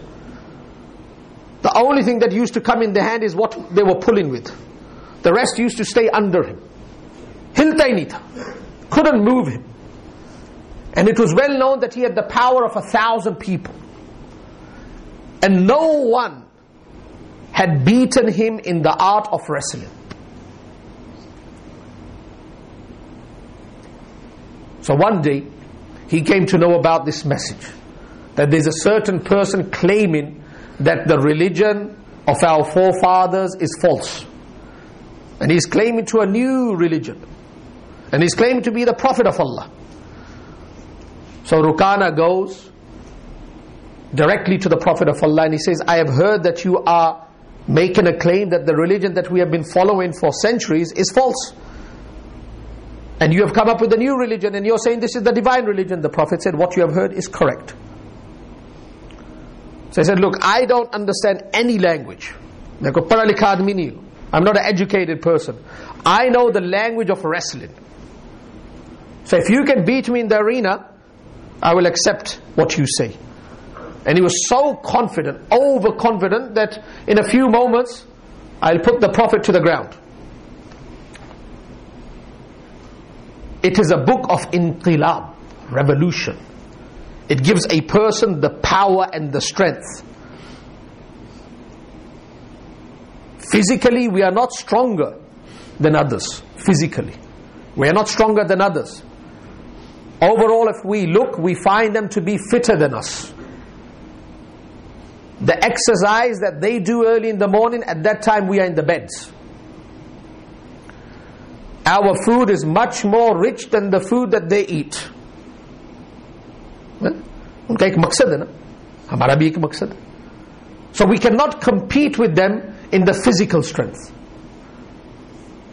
And as I made mention before, the Quran has come first to direct the problems of our soul, to confront the problems, the ailments of our soul, to uproot the ailments of our soul. Once the problems and the ailments of our souls are uprooted, then the physical health comes after that. So Rukana said that I want to wrestle you. So the Prophet of Allah said, alright. Went into the arena, whatever the arena was of that time. Ready, steady, go. And the Prophet of Allah picked him up like a baby, put him to the ground. And he did not know what had hit him. You know they say in English, he did not know what had hit him. And he found himself on the ground, on his back. And he looks at the Prophet of Allah in amazement. He's perplexed. He's bamboozled, knocked out. And he's saying to the Prophet that, ye kya hua? What just took place? What transpired? And then he thought in his mind it was a fluke. Because everyone has a bad day. Everyone has a bad moment. This may be the bad day or the bad moment in my art of wrestling. Once more, the Prophet of Allah said, okay. Anything for the hidayat of a human being. Even if the Prophet of Allah has to become a wrestler. Even if the Prophet of Allah has to become a wrestler. Anything for the hidayat of humanity. Second doubt, picks him up, puts him to the ground. Now what does Rukana say? He understood. He said that you are defeating me, there's no doubt about it. I find myself on the ground. But this is not because of physical strength. You cannot beat me through physical strength. There is something that I cannot see, that is not tangible, that is not visible. And based upon that you are defeating me. And then the Prophet of Allah said, "Aa gaya banda." The person has arrived. So the Prophet of Allah said, exactly, that's what I'm inviting you to. I'm inviting you to something that you cannot see. I'm inviting to a power. Allah has given you physical power. You attain this physical power after such a long struggle. Today, with the mere utterance of a few words put together, you can attain spiritual strength that is much greater than this. That will take you from the farash to the arsh. And Abu Rukana immediately accepted Islam. These inspiring stories are for who? For you and me. That we connect ourselves to the Quran as prescribed. And we benefit from every word, every letter, every ayat, every surah, every juz of the glorious Quran. I will conclude with a statement. And I said before that many months will be dedicated to the Quran. Many months. So we're going to go through many different aspects pertaining to the Quran. If we give the true status to the Quran and allow the Quran and the dictates of the Quran to dictate our life, to regulate our life, then we will become Imam-e-Alam. the leaders of the world. And if we do not give that status to the Quran, and we do not allow the Quran to regulate our life, to determine where we go, where we do not go, we do not give the hasiyat of imamat to the Quran, then we become ghulami alam. Two words, imam alam, ghulami alam. We make the Quran imam, we become imam alam. We don't give that status to the Quran, then we become ghulami alam, the slaves of humanity. And I read a verse that is in the 19th juz, Surah Furqan, وَقَالَ الرَّسُولُ, and I conclude on this. وَقَالَ الرَّسُولُ يَا رَبِّ يَا رَبِّ إِنَّ قَوْمِي اتَّخَذُوا الْقُرْآنَ مَهْجُورًا. Allah will say, Allah's Habib will say on the Day of Judgment, Ya Rab, oh my Lord, inna qawmi, my people. Not talking about the ghayr. Our people. My ummat. Ummate ijabi. I made mention, you can divide the ummat into two categories. Ummate ijabi, ummate salwi. Ummate ijabi is that part of the ummah that accepted the message of the Prophet. Ummat salbi is that part of the ummah that rejected the message of the ummah. Mufassirun have said that inna qawmi denotes ummat ijabi. Most of the scholars are of this understanding. Qawmi denotes ummat ijabi, the ummah that is a Muslim. Ittakhadhul Qur'ana mahjura, that my ummat ijabi deserted the Qur'an, did not read it, did not pick it up, did not look at it, did not listen to it, did not implement it, did not practice it. There are so many different components pertaining to the respect of the Quran. It can fall under the banner of reading it properly. It can be under the banner of respecting it. It can be under the banner of implementing it. A person may be reading it, he has fulfilled one right of the Quran. But if he did not implement it, the verse in Surah Furqan applies to him, that on the Day of Judgment, Allah's Habib will say that this person deserted the Quran. If we do not want to desert the Quran, and indeed we do not want to desert the Quran, we have to fulfill all different components that fall under the banner of one head, and that is the respect of the Quran. That is inclusive to reading the Quran, respecting the Quran, implementing the Quran, understanding the Quran. Are we ready to do that? Are we allowed the Quran to become our Imam? So we become the Imam Alam. Allah Rabbul Izzat make us Imam Alam. Subhanakallahumma wa bihamdika ashhadu an la ilaha illa anta astaghfiruka wa atubu ilayk.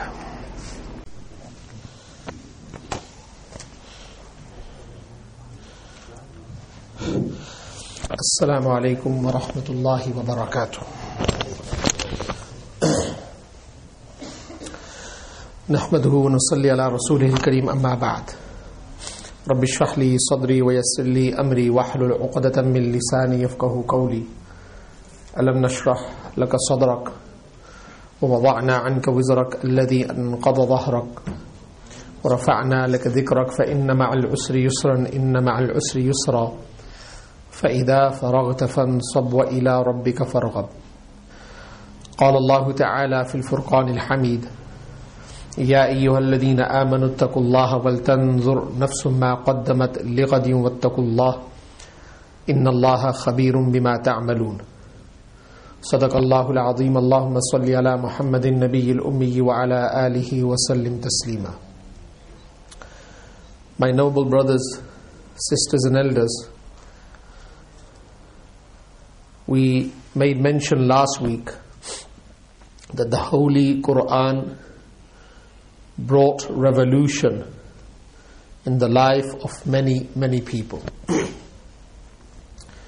It was the miraculous teachings, it was the powerful message that made a person think, made a person contemplate. And once a person dived into the depth of the Quran and pulled out pearls and diamonds of wisdom, he found that his life was changing. And he found that the life that he was living was baseless and useless. So the Quran gives the haqiqah of life to a human being, and it makes him realize that I have been sent in this world for a maqsad, for a purpose. And we made mention that if we read the Quran or we listen to the Quran, but it does not change our life and it doesn't change our direction, there's something wrong with us. There's nothing wrong with the Quran. The Quran worked for many. If it is not working for us, then there is a problem within ourselves. We are not reading it properly. We are not studying it properly. We are not contemplating. It is impossible that if a person uses the Quran as prescribed, and then he can say that it did not have any impact. It is impossible. It cannot happen. And one of the most powerful messages that have been pushed by the Quran and taken on board by the saintly people is the reality of this dunya. A person has a broader picture. If we look at a kafir, a non-believer, we find that when he makes a choice in life, his choice is based upon what he sees. Remember that. His choice is based upon what he sees. It is not beyond the boundaries of his life.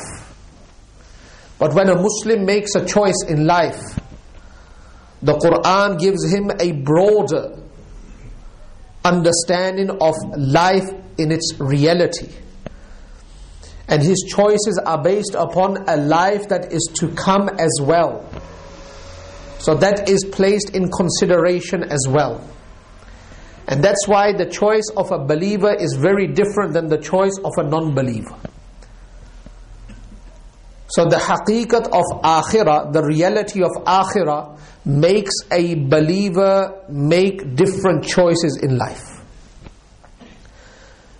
And this is due to the teachings of the blessed book known as the Holy Quran. Today the message is a bit different. The reason being is that I'm trying to push a very strong message, and you will come to know the reason behind it at the end of my talk. But it is relevant and related to the topic that we have selected for the last few weeks, that the Quran is an inqilabi book. It brings revolution in the life of a human. Every day, many a times, in our salah we say, At-tahiyyatu lillahi was-salawatu wat-tayyibat. Every person that prays makes this statement time and again, and repeats it, that all reverence, all worship, all sanctity are due to Allah.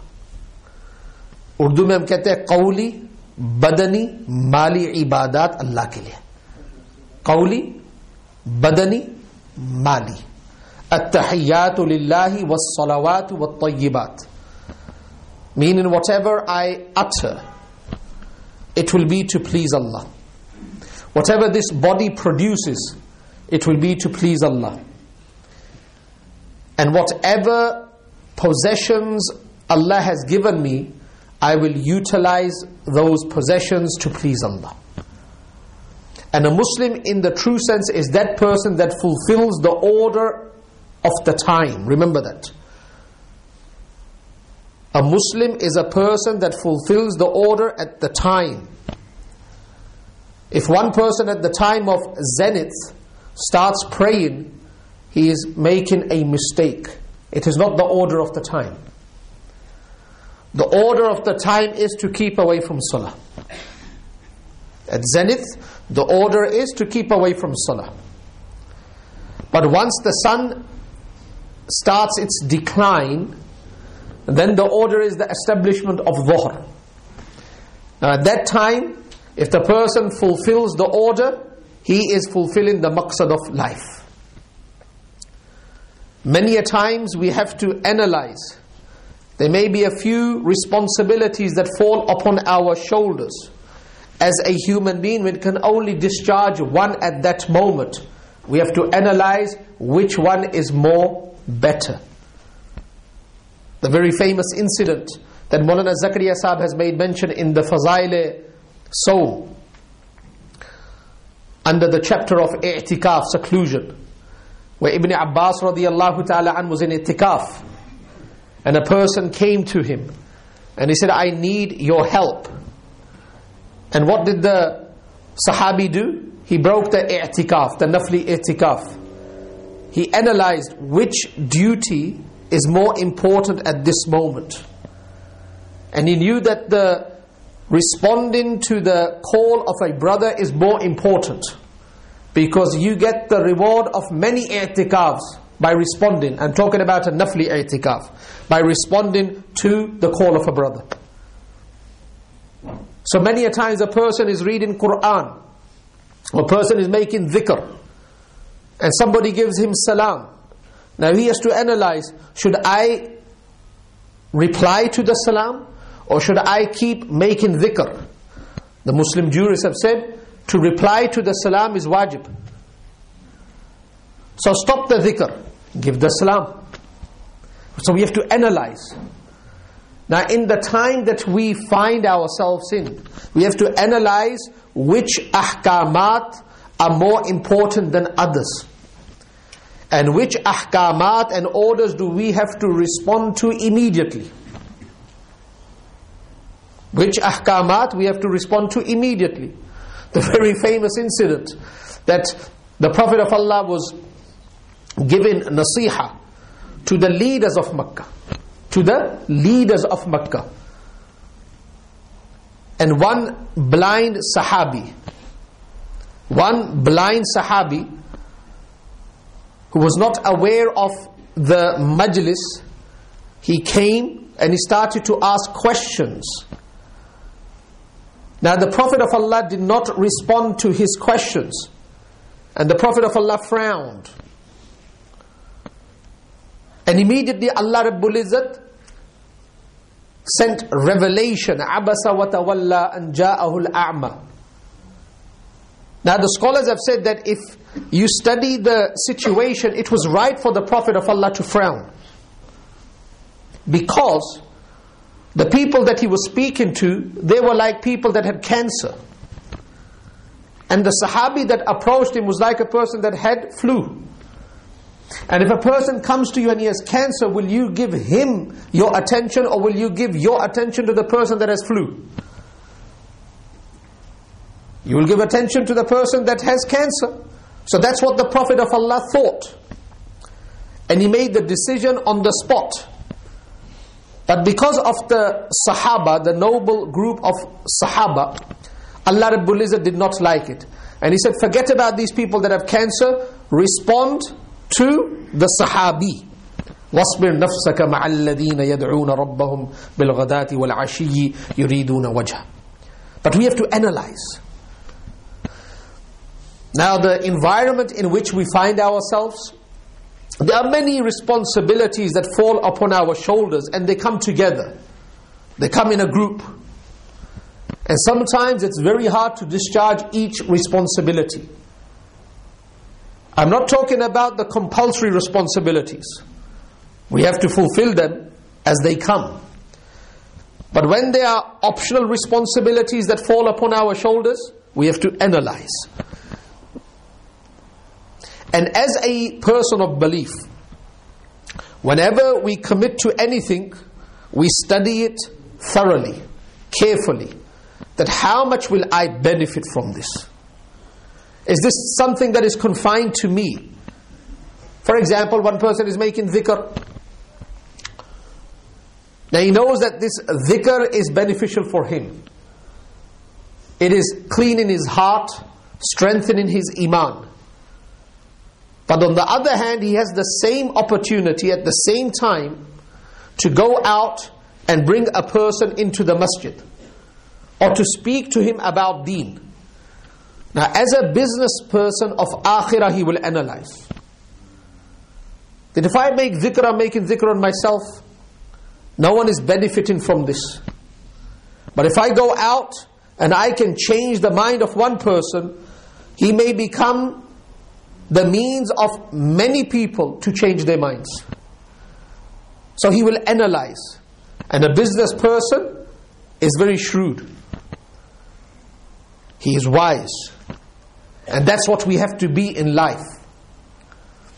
Now, the at-tahiyyat, the tashahhud, is a very strong statement uttered by each believer time and again, in which we say that this entire body and our possessions will be utilized and used to please Allah. Now, many a times our body is not used, but when it is called for, a believer does not hesitate.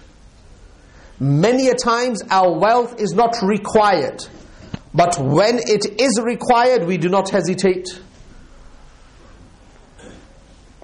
A believer is not a person that is always giving or always doing ibadat, but if it is required, he does not hesitate. Hazrat Usman Ghani radiyallahu ta'ala an, and who has not heard of Hazrat Usman Ghani, the third Khalif of Islam, and the son-in-law of the Prophet of Allah. And he had two outstanding qualities that attracted the attention of the Prophet of Allah. And the Prophet of Allah gave him his two daughters, one after another. For that reason he was known as Dhun Nurayn, the person that held two lights. He had two outstanding qualities that attracted the attention of the Prophet of Allah. One was his haya, modesty. He was ba-haya, very, very modest. And the second outstanding quality of Hazrat Usman Ghani was his generosity. Very, very generous. Not only thinking about himself, but thinking about all his Muslim brothers and sisters. And not of only those Muslim brothers and sisters that are around him, but even thinking of those that have not even arrived in the world. Doing something that will be left behind, that generations will benefit from. The very famous incident, the well known as Ruma. A well in Arabic is known as Bir Ruma. This belonged to one Jewish person. In Madinatul Munawwara, it belonged to a Jewish person, and it produced sweet water.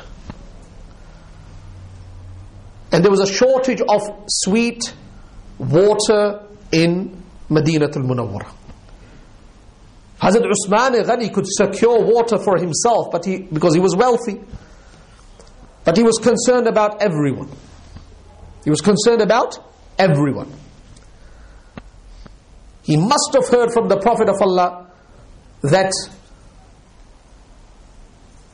a lady in the past, and the lady was not a saintly lady, she quenched the thirst of an animal. And due to this one amal, Allah forgave all her sins. It was in his mind that one lady, she had sympathy, she had a soft heart towards an animal, so she provided water for an animal, and the animal is a dog. And we are not even allowed to keep a dog in the house. Not allowed to keep a dog in the house. So it's not a liked animal in Islam. So much so that if you keep a dog in the house, the malaika of rahmah do not descend in that house.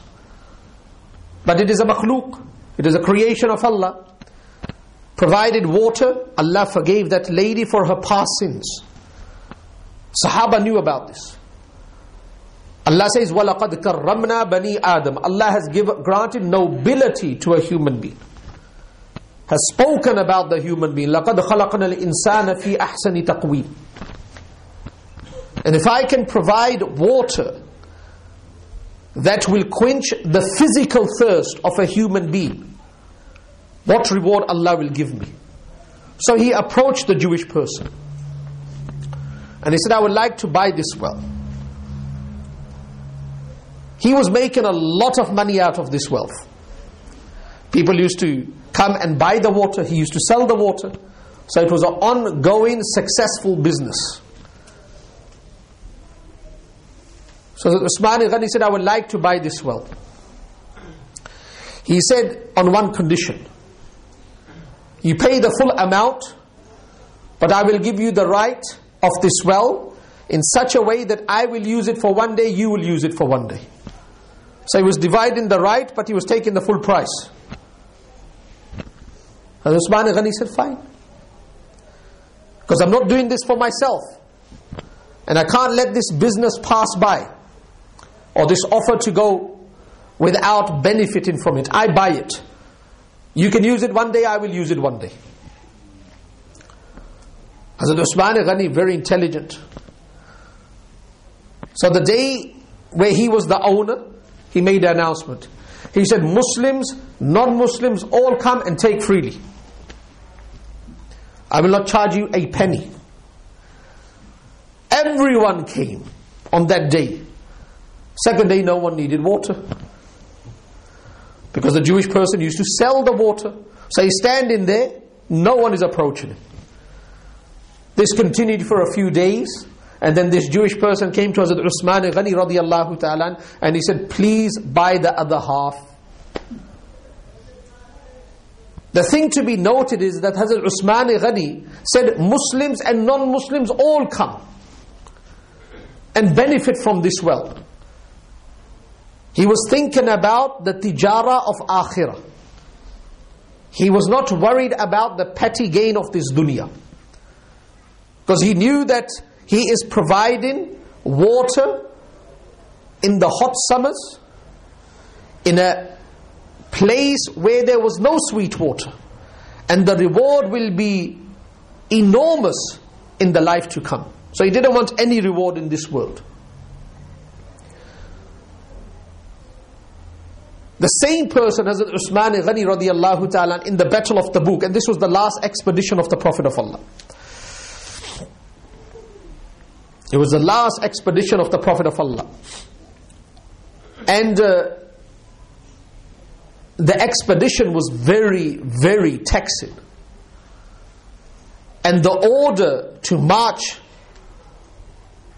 to the north of Medina, to the borders of Syria, in the hot summer, after the incessant wars, was something very hard for the believers. But they did not procrastinate, they did not hesitate, they immediately responded.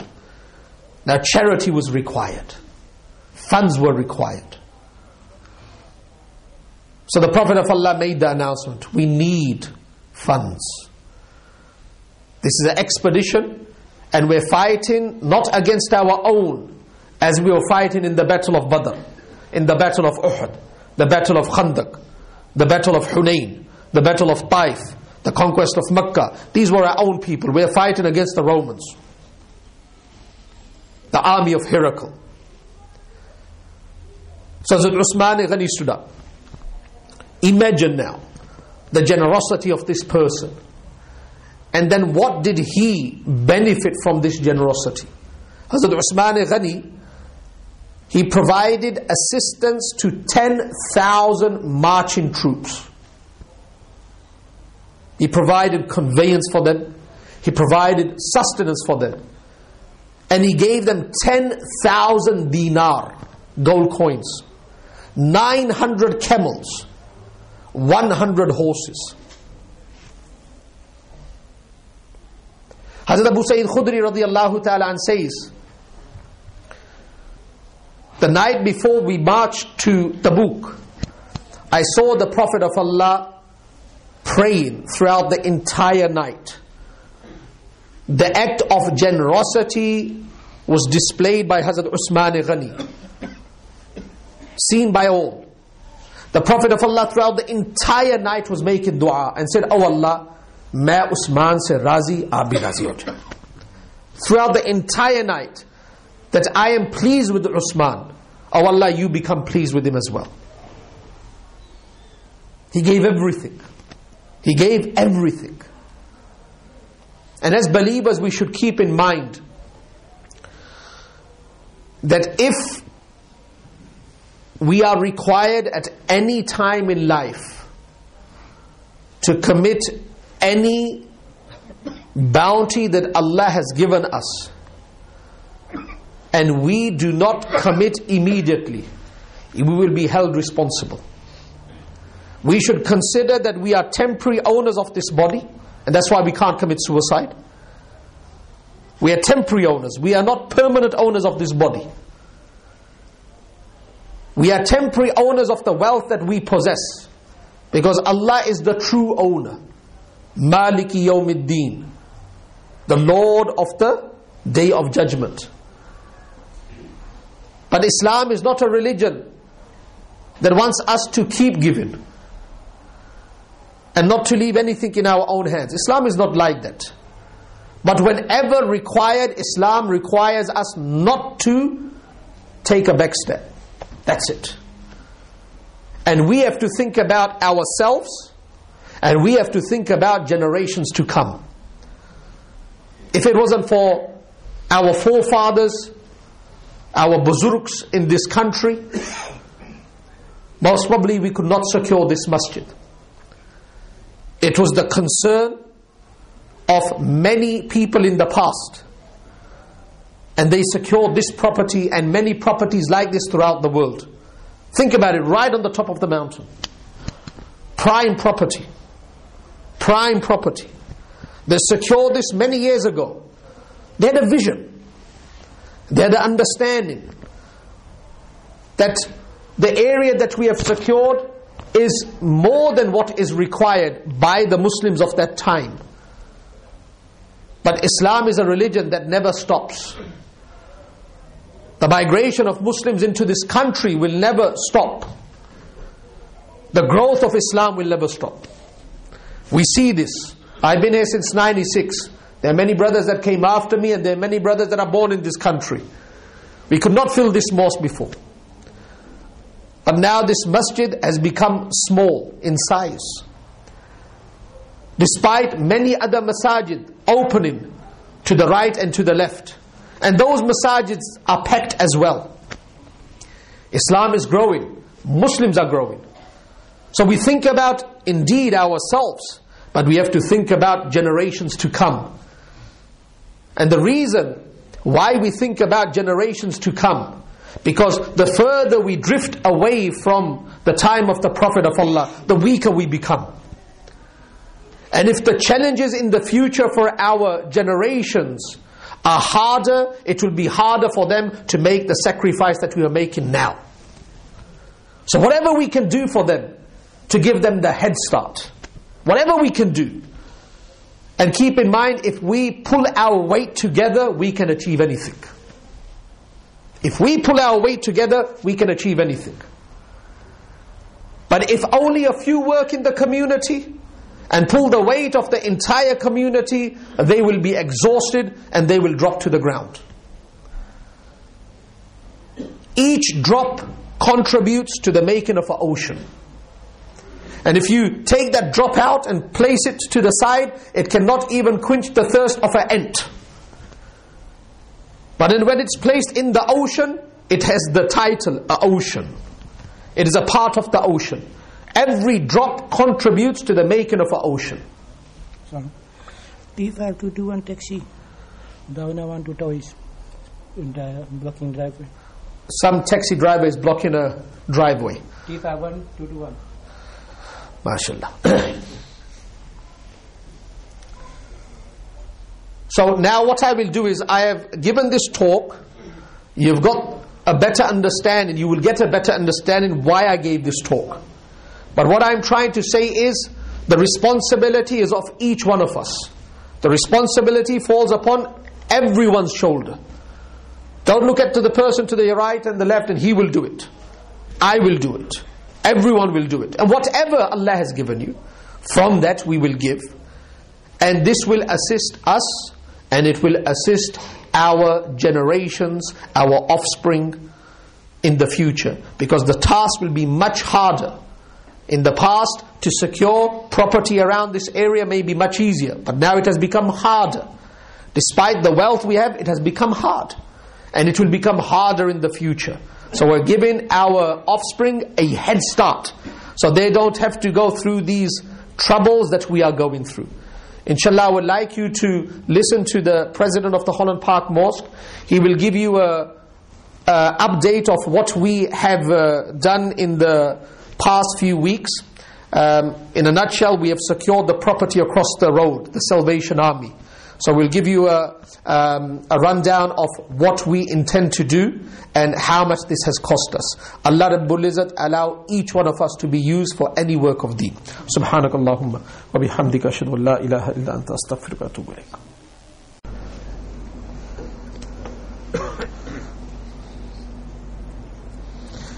Assalamu alaikum wa rahmatullahi wa barakatuh.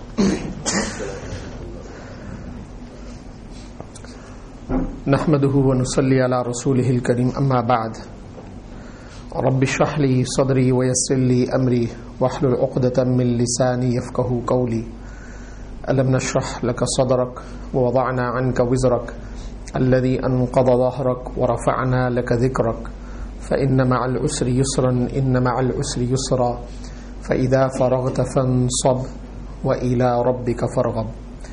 قال الله تعالى في الفرقان الحميد إنا عرضنا الأمانة على السماوات والأرض والجبال فأبين أن يحملنها وأشفقن منها وحملها الإنسان إنه كان ظلوما جهولا. صدق الله العظيم. اللهم صل على محمد النبي الأمي وعلى آله وسلم تسليما. My noble brothers, sisters and elders, for the last few weeks we have spoken about the importance of the glorious Quran, and we have tried to target different aspects regarding the miraculous Quran.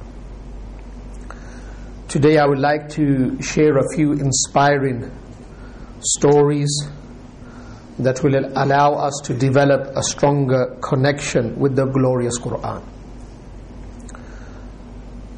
It was clearly understood by the Prophet and clearly understood by the Sahaba that the Quran came to elevate them. It came to honor them. Allah says in the glorious Quran, Alif Lam Ra Kitabun Anzalnahu Ilayka Litukhrijan Nas Min Al-Dhulumati Ila Nur. That this Quran that has been sent upon you has been sent for a purpose.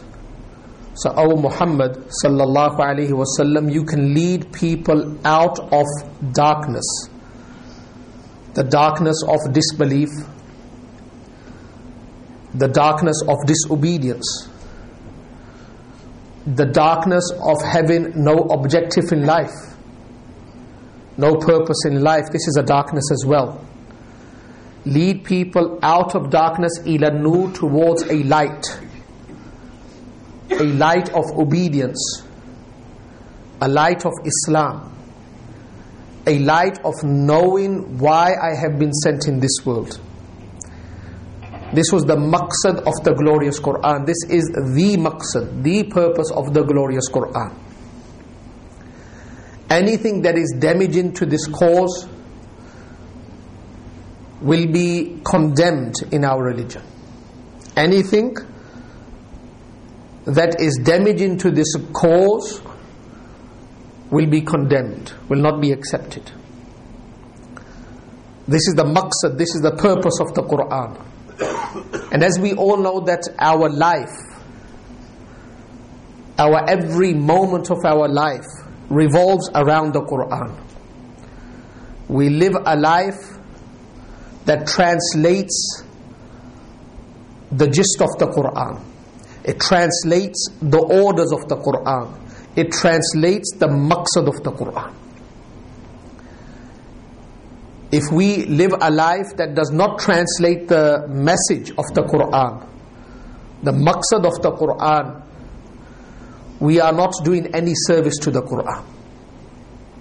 Our service to the Quran is to live a life that without anyone approaching us, they can see that this is a change that the Quran has brought in the life of a human being.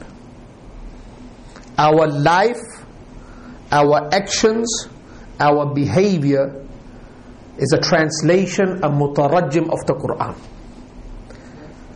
There has to be a difference in the attitude and the behavior of a believer when compared to the attitude and the behavior of a non-believer.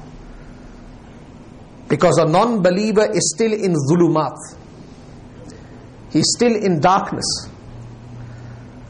His life, his actions have to translate that zulumat. And a believer is in nur. He is in light. His life has to translate that light. We cannot compare a person who is in a dark room to find his goal. We cannot compare this person with a person that is in a room that is illuminated. The person that is in a room that is illuminated, he will find his goal without any hesitation. He has a clear path in front of him. We can call that clear path a clear vision. But a person that is in a dark room, first of all, it will be impossible for him to find his goal or to arrive at his goal. He will need the spark. He will need the light. So if our lives and our actions do not translate that light, we are doing a disservice to the glorious Quran. We are doing a disservice to the glorious Quran. Allah Rabbul Izzah says in the glorious Quran once again, and when we study this verse, we come to know that this Quran is like a magnet. And this Quran has only been given in the true sense to the believers. Hudal lil muttaqeen. It is guidance for the believers. So we have a magnet. Every person who enters the fold of Islam or is born in the fold of Islam has this magnet. And through this magnet, he can open things, doors that other people cannot even dream of. Allah says in the glorious Quran, وَإِذَا قُرِئَ الْقُرْآنِ فَاسْتَمِعُوا لَهُ وَأَنصِتُوا لَعَلَّكُمْ تُرْحَمُونَ. When the Quran is read, فَاسْتَمِعُوا, listen to the Quran, وَأَنصِتُوا, and be silent, so that Allah may have mercy upon you. So the Quran is a magnet for the mercy of Allah. And to understand mercy by an example, we can understand that the father and the mother have raham on their own child. They don't like to place their child in a situation that is beyond his capacity. If they do place him in a situation, it is for his development. It is to make him stronger. The Prophet of Allah was born as a yatim. Now those children that are born as yatim, they always have this emptiness.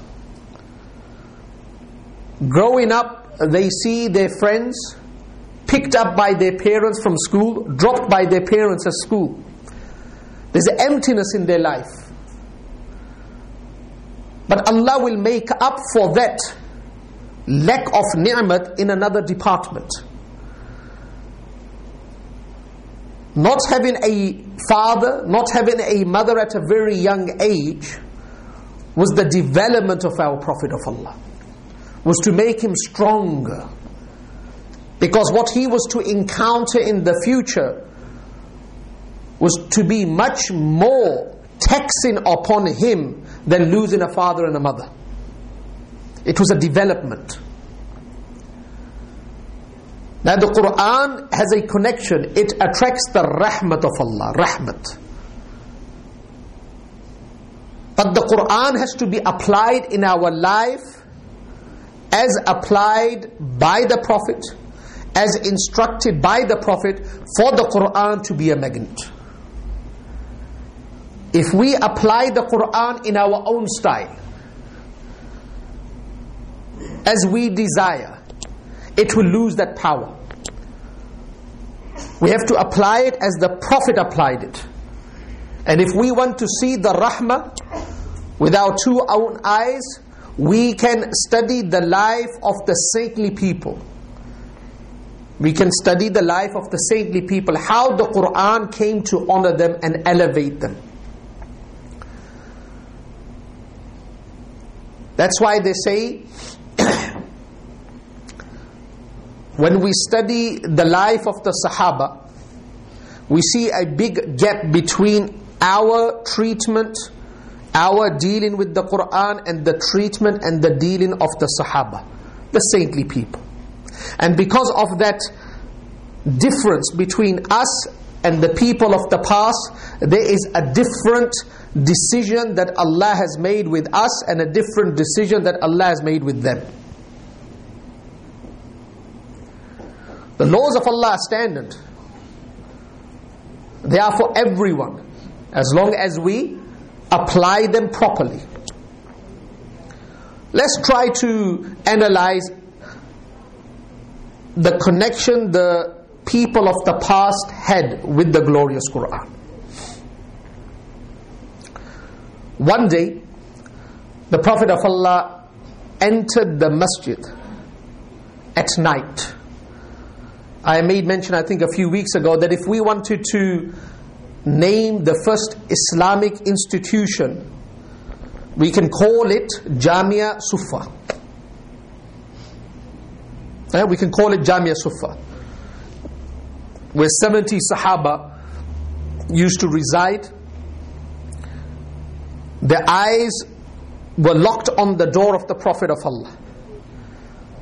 In the madrasa where we used to study, or in the schools that we study in, there is a set time, 9 to 5. There was no set time there. Whenever the mudarris, whenever the muallim, whenever the ustaz, whenever the murabbi used to come out, the period used to start. In the day, in the night, it didn't matter. Whenever the Prophet wanted to give daras, he used to step out of his blessed house, the Sahaba used to be ready. 70 Sahaba used to collect information. Those that could not enroll in the madrasa properly, they were in and out students, they used to approach the 70 Sahaba that had enrolled properly. And the monitor of this madrasa was Salman Farsi radiyallahu ta'ala. And one of the great outstanding students of this madrasa was Hazrat Abu Hurairah radiyallahu ta'ala. Amazing institution. Normally when we give a test, we are given a book. We study the book from cover to cover. Then we go to the examination hall. Then we give the test and we return back. So there's an examiner, there's an examination hall, there's a place where we have to go. Then some people fail, some people pass. Some pass with flying colors, they are rewarded. Same took place in Jamia Sufa. The same pattern was experienced by the Sahaba. The examiner was Allah. What a test. The examiner was Allah. And the test was not the test of a paper. The test was the test of the heart. And the paper was called taqwa. أُولَٰئِكَ الَّذِينَ امْتَحَنَ اللَّهُ قُلُوبَهُمْ لِلتَّقْوَى. Allah said, I am the examiner. I will test these people. The paper is called taqwa. What I am to test is the heart. It is qalb salim or qalb saqim.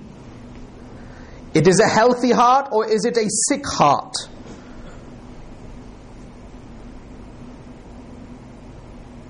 So what was the result?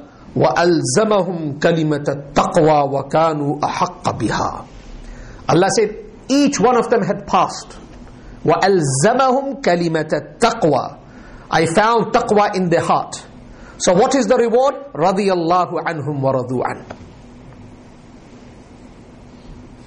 رَضِيَ اللَّهُ عَنْهُمْ وَرَضُوا عَنْهُ. In that institution there were two outstanding students that led the Muslim Ummah to heights that we desire of. That left a name that is mentioned with the most respect, utmost respect. Hazrat Abu Bakr, Hazrat Umar, they are in that madrasa at night. And they are praying tahajjud, the night prayer. When the Prophet of Allah, the Muallim, the Murshid, the Ustad, he makes it into Masjid al-Nabwi, he finds that there's a different style of performing tahajjud. Hazrat Abu Bakr Siddiq is reciting the Quran silently. Hazrat Umar is reciting the Quran loudly. These are the nights and the days of the Sahaba. We find that their nights and their days revolve around the Quran. Reading the Quran silently, reading the Quran loudly. So once they complete their prayer, the Prophet of Allah approaches Abu Bakr Siddiq radiyallahu ta'ala, and he says that, why were you reading the Quran silently? And Hazrat Abu Bakr Siddiq said, Allah is alimun bidhatis sudur. He can hear the whispering of our hearts and our minds. And I'm reciting so He can hear me.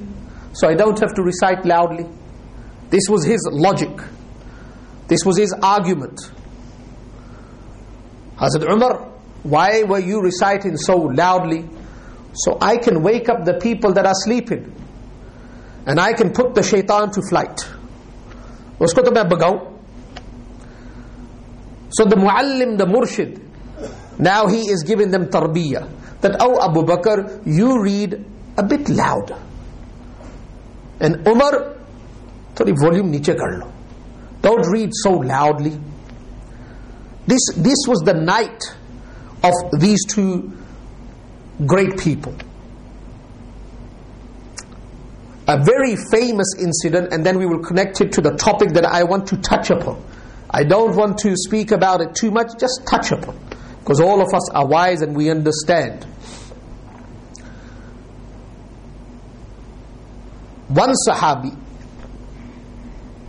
at night, once again at night, and I want you to focus upon the word night.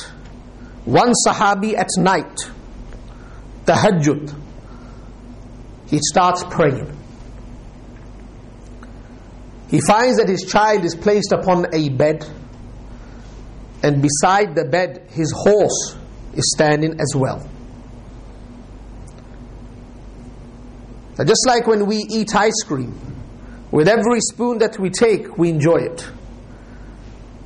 Every spoon that we take, it's the same taste, but somehow we enjoy every spoon. It's the same taste, but we enjoy it. They used to enjoy the recitation of the Quran in that fashion. You can intensify it. Every word they used to utter, they used to enjoy it. So now he starts to read the Quran with khushu and khudu.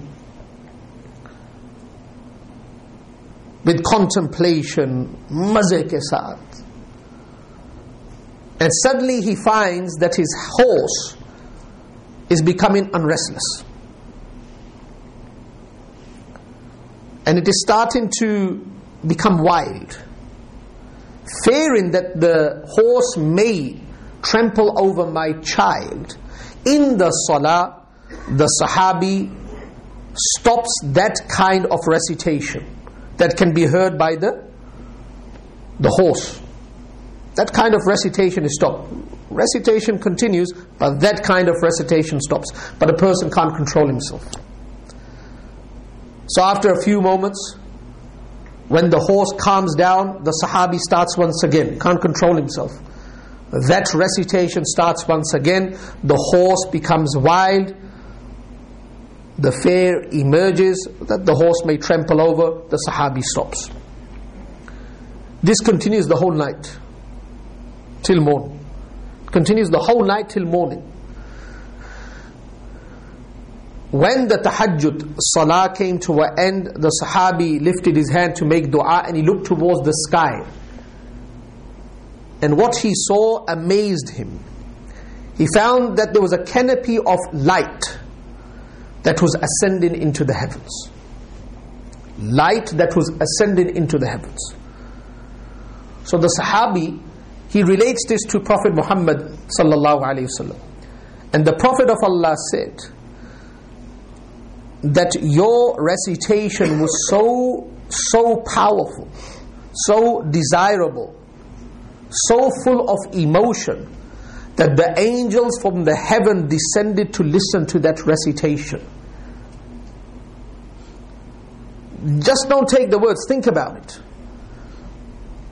Made the angels descend.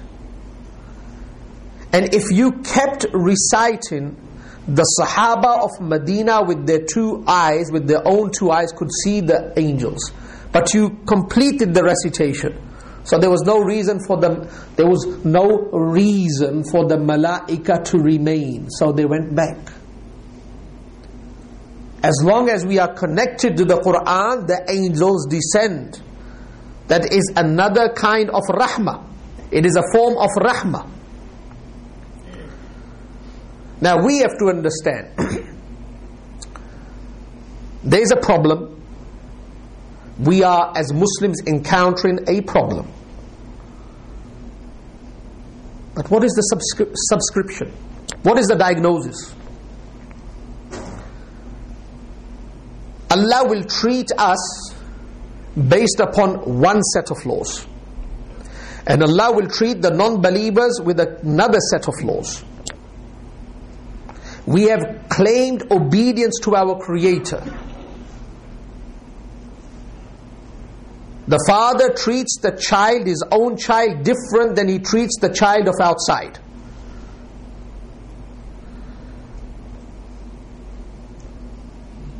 The father has more of a right over his own biological son than the son of somebody else.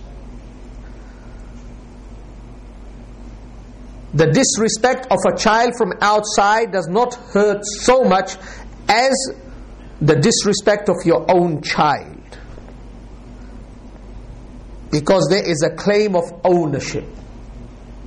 There is a claim of trust, loyalty. Non-believers who are still in zulumat, fasiqeen that are still in zulumat, their success revolves around utilizing resources. And Allah will give them the success if they utilize the resources properly. Because whatever good they do, they are rewarded for that good in this world. So when they utilize resources properly, and they attract benefit from these resources, they attain their goal. Not completely, but they do attain their goal partially. If Muslims follow that same pattern, that they utilize resources, they will not attain any kind of success. we have to understand that we have to connect somewhere else before we utilize the resources. If we are disconnected and we utilize the resources, we will terribly fail. It is just like a child who comes with $10 in his hand to his father, and the father is prosperous, and the father says to the child, "Where did you go?" And the child said, "I went outside begging, and one uncle gave me $10. Is this behavior going to be liked by the father? No. He said, "I am prosperous, I could give to you. Why didn't you come to me? Why did you beg outside? Why did you beg outside? तुम्हें किसने कहा था? Don't you have trust in me? Don't you think I love you? Don't you think that I can give to you?" This action will be very, very disliked by the father. As Muslims, we are Hizbullah, the army of Allah. Before we utilize the resources, we have to connect with Allah, so we can benefit from these resources. وَإِن يَمْسَسْكَ اللَّهُ بِضُرٍّ فَلَا كَاشِفَ لَهُ وَإِن يُرِدْكَ بِخَيْرٍ فَلَا رَادَ لِفَضْلِهِ. Allah touches a person with hurt, فَلَا كَاشِفَ لَهُ, no one can remove it. وَإِن يُرِدْكَ بِخَيْرٍ فَلَا رَادَ لِفَضْلِهِ. And if Allah intends good for a person, no one can repel it. Muslim has to connect there before any change can come here. Non-Muslims work from here and they finish here. We start from there, we see the result here, we finish there once again. If we start here, finish here, and there's no involvement of our Creator in our affairs, what's the difference between us and them? Our protest, a Muslim brothers and sisters protest, is that we commit to a'mal with more intensity, more khushu khudu in our salah, more khushu khudu in our dua, waking up at night.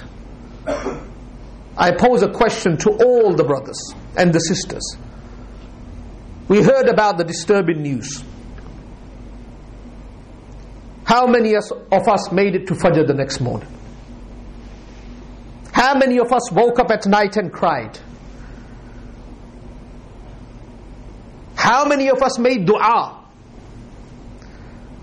How many of us said that this has happened because there's a problem in us?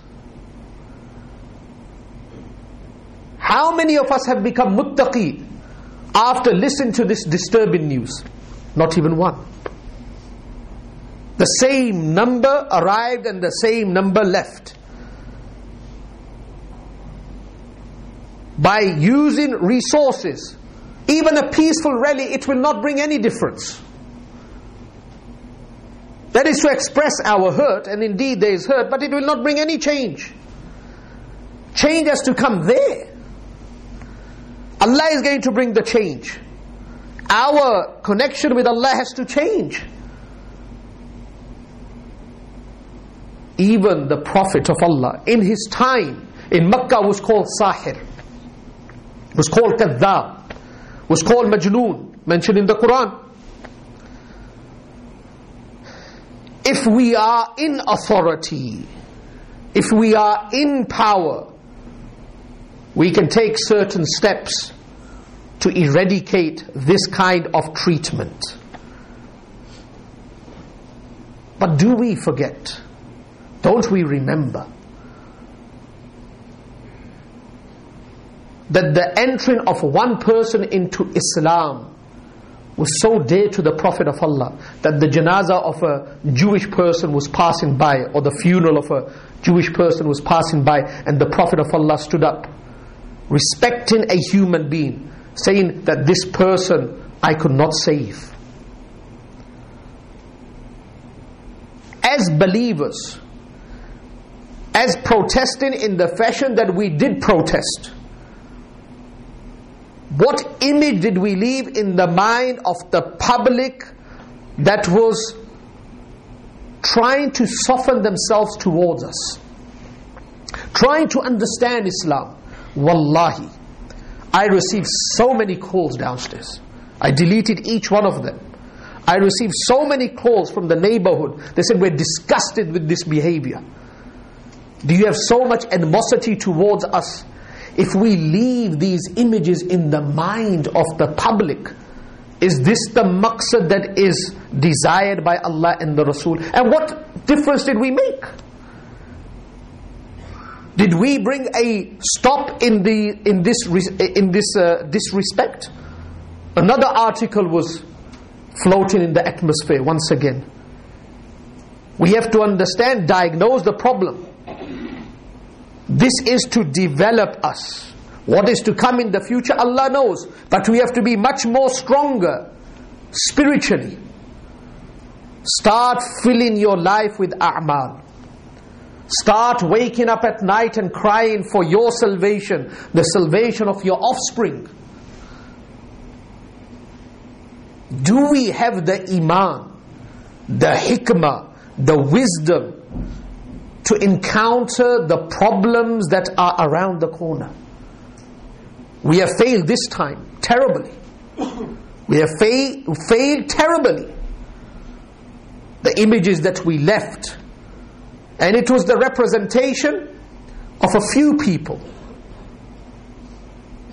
If we cannot make a change on that side, we can make a change up there. Every person should stand up at night. These 5 daily prayers is a must. Uski to baat hi nahi kar rahe. We have to intensify our concentration in our ibadat. How many of us are crying for ourselves? Allah is unhappy, there's no doubt about it. Whatever we are doing as an individual person, collectively as a human body, we are making mistakes. But what have we done to please Allah? So let's go back home. Let's sit down, contemplate, think about what I am doing, what I am sending. Because what I send to Allah, based upon that, Allah sends the circumstances. Allah sends the circumstances. If the Sahaba had that connection with the Quran, that was the reason why Allah blessed them. People still mock the Prophet of Allah. Inna kafaynaka al-mustahzi'in. Allah is sufficient for those people that mock the Prophet of Allah. Allah will take care of them. We don't want to give them any popularity. A loser of a family of 30 and 40 has become a hero in the world. Everyone knows about him now because of us. Don't give it any importance. This will die out. Let's reform ourselves. Reformation on an individual base will lead us to the rahmat that we deserve. My message for all the brothers and all the sisters is, and let's go back home. Let's change our life. Let's change our life. There are thousands and millions in protest in the Muslim countries, disturbing the life of the Muslims, wrecking, destroying the properties of Muslims. What is that going to do? We have to control our rage. What we have done has been destructive. We have to use these emotions of hurt and sorrow productively, constructively, that it makes us stand up and say, oh Allah, these people are outsiders, they have hurt you. But oh Prophet of Allah, we are yours. We are hurting you every day. Every day we are hurting you. They said something, they are outsiders, that can be endured. Ka'b bin Ashraf, Walid bin Mughira, Utbah, Shayba, they used to say it on a daily basis. The Prophet endured it. But if your own, they start to speak ill of you, that really, really hurts. Let's think about it. I go back home, you go back home. Am I doing something to hurt the Prophet of Allah? I may not be mocking him directly, but my actions are hurting him. And this is a mocking as well. If I am hurting the Prophet of Allah in any way, let me change my lifestyle. Let me make a change. Change will take place in our life, and a change will take place up there as well. Allah will send favorable circumstances. All brothers and sisters should make it a must upon themselves to wake up in the night. The Sahaba did not attain success without an effort. They used to wake up at night. The time when Allah is ready to give, we are sleeping. Allah says, I'm ready to give. Who wants to be forgiven? Who wants his needs to be fulfilled? And we are sleeping. And then we call ourselves Muslims. And then we call ourselves the lovers of Islam. Indeed, we are lovers of Islam, but we are not benefiting. We have the manual in our hand, but we're not driving the car. My message may be from one track. Indeed, there will be other aspects that I have not covered, and you may disagree. But what you will agree with is that there is some problem here as well. Masajid should be full. The days have to revolve around the recitation of the Quran. The nights have to be alive with our ibadat. And we will see. I can't speak for all the brothers and sisters in the world, but I can speak about myself.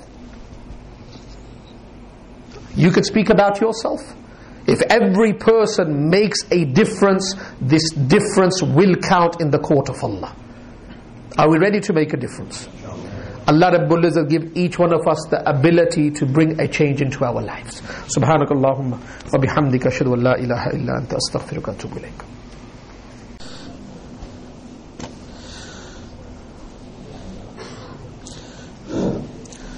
Assalamu alaikum wa rahmatullahi wa barakatuh. Nahmaduhu wa nusalli ala rasulihil kareem, amma ba'd.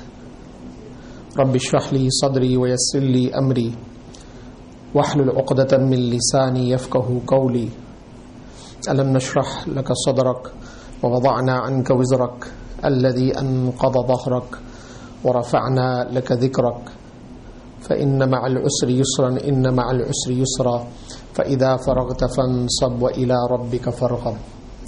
قال الله تعالى في الفرقان الحميد: وننزل من القرآن ما هو شفاء ورحمة للمؤمنين ولا يزيد الظالمين إلا خسارا. قال رسول الله صلى الله عليه وسلم: إن الذي ليس في جوفه شيء من القرآن كالبيت الخرب، أو كما قال عليه الصلاة والسلام. اللهم صل على محمد النبي الأمي وعلى آله وسلم تسليما. My noble brothers, sisters and elders, we are passing through the school holidays, and I believe that many youngsters, many students will be in the Jummah congregation today. So there will be a few points that I would like to make mention that will help the youth to spend the holidays in a better fashion. And at the same time, we will continue the topic of Quran that we have started for the last few weeks. I would like to base my talk of today on one example. After half an hour, if Allah wills, inshallah, I will be leading Salatul Jumu'ah. I will be the Imam and you are my Muqtadis. Now if I go into sajda and the Muqtadis, they remain in qiyam, vice versa, the iqtida will not be accepted. This kind of following will not be accepted. So if the Imam is in sajda and the Muqtadis are in the standing position, the Imam is in the standing position, the Muqtadis are in sajda, they started together, but en route they left the iqtida, they left that following. it will not be accepted. Then salah will not be accepted. Likewise, we have considered, attested, acknowledged that the Quran is our Imam. And when we start as Muslims, when we are born as Muslims, or we enter into the fold of Islam, we acknowledge this, that the Quran is our Imam. Now we have to do the iqtida properly.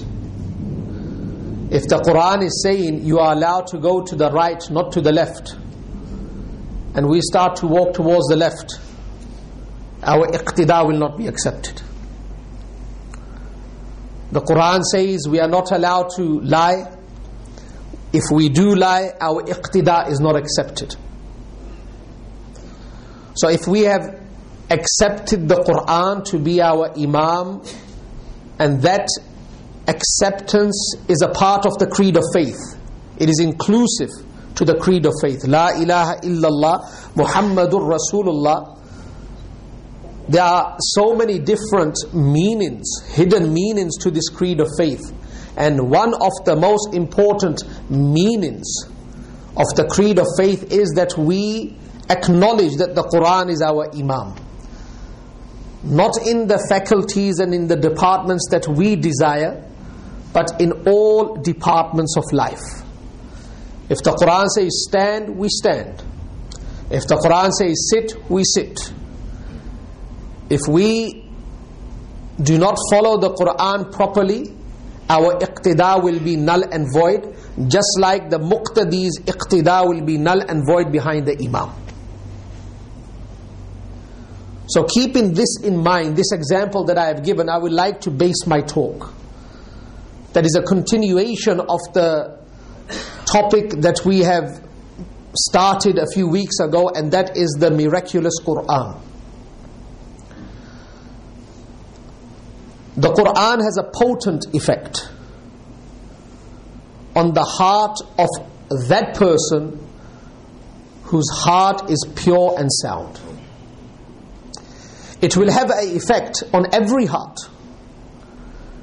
But if we want the effect to be potent and strong, then the heart has to be sound and pure. And when the heart is sound and pure, a person never is contented and never content with how much he has recited from the Quran. And then he reads with so much emotion that people sitting beside him can sense and feel the emotion of this person at the time of recital. There is one Sahabi by the name of Ubay bin Ka'b. Even in the time of the Prophet of Allah, he was known as a ustad, a teacher of the Quran. And he was addressed by Qari. He was known as a Qari in the time of the Prophet of Allah. So one day he was reading Quran, and Prophet Muhammad sallallahu alaihi wasallam was passing by, and the Prophet of Allah stopped. And the Prophet of Allah said to Ubay bin Ka'b radiyallahu ta'ala an, read the Quran so I can listen. Read the Quran so I could listen. So Ubay bin Ka'b said, O Prophet of Allah, how can I read the Quran in front of you? You are the recipient of the Quran. You relate the Quran to us. I cannot read it in front of you. And the Prophet of Allah said, I have been ordered to say this. I have been ordered to say this. Now Ubay bin Ka'b understood that this order is a divine order. So immediately Ubay bin Ka'b said, Allahu sammani? Did Allah mention my name? Did Allah say, O Prophet of Allah, tell Ubay bin Ka'b to recite the Quran? And the Prophet of Allah said, Na'am, Allahu sammaka. Yes, Allah mentioned your name. And Allah said that order Ubay bin Ka'b to read the Quran so you can listen and I can listen. So you can listen and I can listen. What kind of emotions behind the tilawat of Ubay bin Ka'b? And this kind of tilawat cannot develop overnight. There is a endeavor, there is a consistent juhud required to purify the heart, so a person can make it to that level that when he reads the Quran, it attracts the rahmat of Allah, it attracts the attention of the malaika, and it melts the hearts of the people listening. It melts the heart of the people listening. The dear daughter of Prophet Muhammad sallallahu alaihi wasallam, as a Fatima radiyallahu ta'ala anha, after praying Isha in winter, and as we know that the winter nights are so long, we sleep and we wake up a few times, and then we wake up for tahajjud. So long, 8-9 hours. And normally when we wake up, we've got a sore back. This is too long. Hard to establish tahajjud in summer because the nights are very short, but in winter it is not hard at all. So this was a night of winter. So after Salatul Isha, as a Fatima radiyallahu ta'ala anha, she sat on her sajjada, on her musalla, on her praying mat, and she started to read the Quran. The deeper she went into the night, the deeper she went into the Quran. We go in the reverse. The more time we spend, the more we switch off. We get tired. The more we read, we feel lethargic, weak. In the start we are very excited, alhamdulillah, a sign of Iman. But after the recitation of half an hour, 35 minutes, we start to look at the watch. And then thoughts pass through the mind that I should be here, I should be there. And then we close the Quran and then we head off to our work. Hazrat Fatima radiyallahu ta'ala anha, the deeper she went into the night, the deeper she went into the Quran.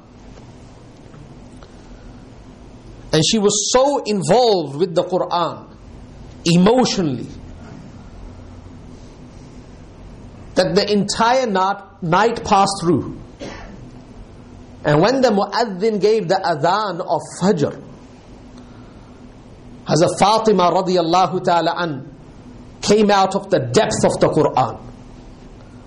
She came out of the depth of the Quran. She must have seen many miraculous aspects of the Quran in that night. But when she came out, she started to cry. She started to cry. The daughter of the Prophet spent the entire night in the ibadat of Allah, reciting the Quran. She comes out of that depth and she starts to cry. And what dua is she making now? She's saying, "Oh Allah, you have given us the Quran with all the beauty, with its miraculous nature. But the nights are too small. They are too short. I did not realize that the night was so short, that I did not even enjoy the Quran properly, that the night has come to an end." So the hearts were so pure and so sound. Indeed, at the end, we will make mention of a few things that we can do to develop this connection. And it will take a few steps, but we can achieve that connection. And if we cannot achieve that connection, at least we can resemble those that have attained that connection.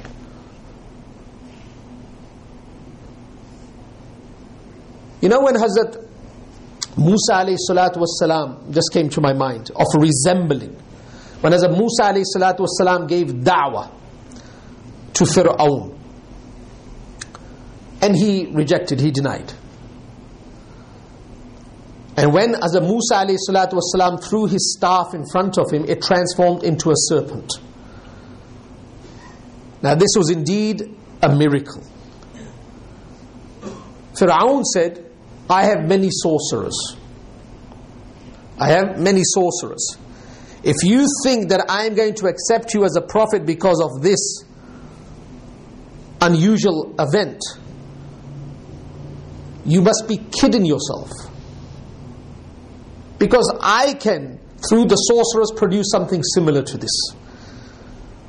So I would like you to compete with my sorcerers. So as Musa alayhi salatu wasalam was informed of the time, the date and the arena. Now it was the trend in those days that both parties concerned had to wear the same apparel, the same costume. So as Musa alayhi salatu wasalam was wearing the apparel, the costume that Allah desired, so he was not to take that off for anyone. Now the easy way out was that whatever the sorcerers were wearing, Hazrat Musa alayhi salatu wasalam should wear that. But Hazrat Musa alayhi salatu wasalam said, I'm not taking off these clothes. I'm not taking off these clothes. So they had to make a costume for each sorcerer that resembled the costume of Hazrat Musa alayhi salatu wasalam. Understood? And when the miracle of Musa alayhi salatu wasalam was on display, Allah gave hidayah to all the sorcerers. And when Fir'aun threatened them, they said, فَقْضِ مَا أَنْتَ قَاضٍ Kar lo jo karna. We're not going to budge now. Iman has entered the heart. Alama Alusi in Ruhul Ma'ani and Alama Baghwi in Mu'alim al-Tanzil, they make mention that why did Allah give hidayah to all these sorcerers? They are committing a mighty sin, sorcery, witchcraft, black magic, sorcery, a mighty sin. So much so that the Prophet of Allah said, a person a Muslim, that practices black magic, he dies in the state of kufr. The words the Prophet of Allah has used.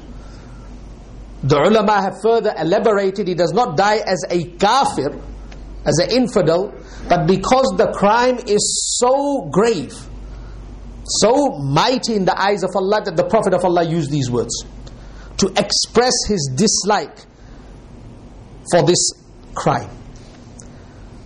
So the question arises, why did Allah give hidayah to all these people? And the Mufassirun come to this conclusion because of the resemblance. They were resembling Hazrat Musa alayhi salatu wassalam. So Allah did not deprive them of hidayah, just because of the resemblance. And that's why they say, when you make dua, cry. If you can't cry, pretend to cry. Pretend to cry. You know, the mother has a photo of her child. The mother has a photo of her child. And you find it on the street. And you know that this photo is of this person who is the child of this lady. Now it's just a photo. If you take that photo in front of the mother and you rip it, she's not going to allow you to do that. If you throw that photo in fire, she will not allow you to do that. Because this photo is a resemblance of her child. How will Allah deprive a person from Jannah and throw him into the fire of hell when he resembles the Prophet of Allah? So resemblance is very important. So if we cannot pick ourselves to those high levels of Iman and spirituality, at least resemble these people. Try to sit there. Try to keep yourself pegged to that majlis where the Quran is recited. Kuch to juhud hona. Some kind of effort. Some kind of effort. Maulana Zakaria Sahab rahimahumullah makes mention in Fazail Quran, and it's a well-known story, that the Prophet of Allah was returning from an expedition,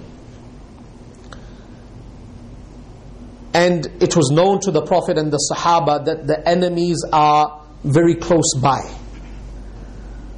but the expedition was very taxing on the body. So the Prophet of Allah and the Sahaba were very tired and they wanted to rest. So the Prophet of Allah appointed 2 people to guard throughout the night. So the remaining group of Sahaba can go to sleep, relax their bodies. So everyone was sleeping and these 2 Sahaba were guarding. Now they were on a hilltop and they could see the surroundings.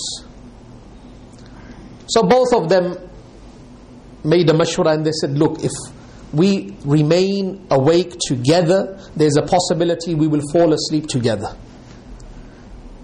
So the wise choice is that one go to sleep, one remain in guard. When he thinks that he cannot remain awake any longer, he wake up the brother that has gone to sleep. So one Sahabi goes to sleep, then there's only one guard. And he's looking around and he says, I'm wasting my time. Just looking around, there's nothing around. So I said, I'll make 2 rak'ah. And he starts to read Surah Kahf. Surah Kahf is the surah that we should read on Jumu'ah. It is advised by the Prophet of Allah we should read Surah Kahf. And not only read Surah Kahf from the start till the end, but try to understand the message of Surah Kahf. That is a topic in itself. The recitation of Surah Kahf protects a person from the greatest calamity that human beings will encounter, the coming of Dajjal. Why? What does Surah Kahf have that enables a person to stand in front of the Dajjal knowing that the Dajjal cannot harm him? I can't disclose that now, it's a topic in itself. But if you read the opening verses of Surah Kahf, you will come to know. So the Sahabi, he starts to read Surah Kahf. One enemy of Allah is passing through, and he finds that there is one person on the hilltop, and he's standing very still. And he believes that he's unaware. So he releases the first arrow from his bow, and it hits the target. The arrow pierces through the body of this Sahabi, and he starts to bleed. Place ourselves in the shoe of this Sahabi. This is an arrow.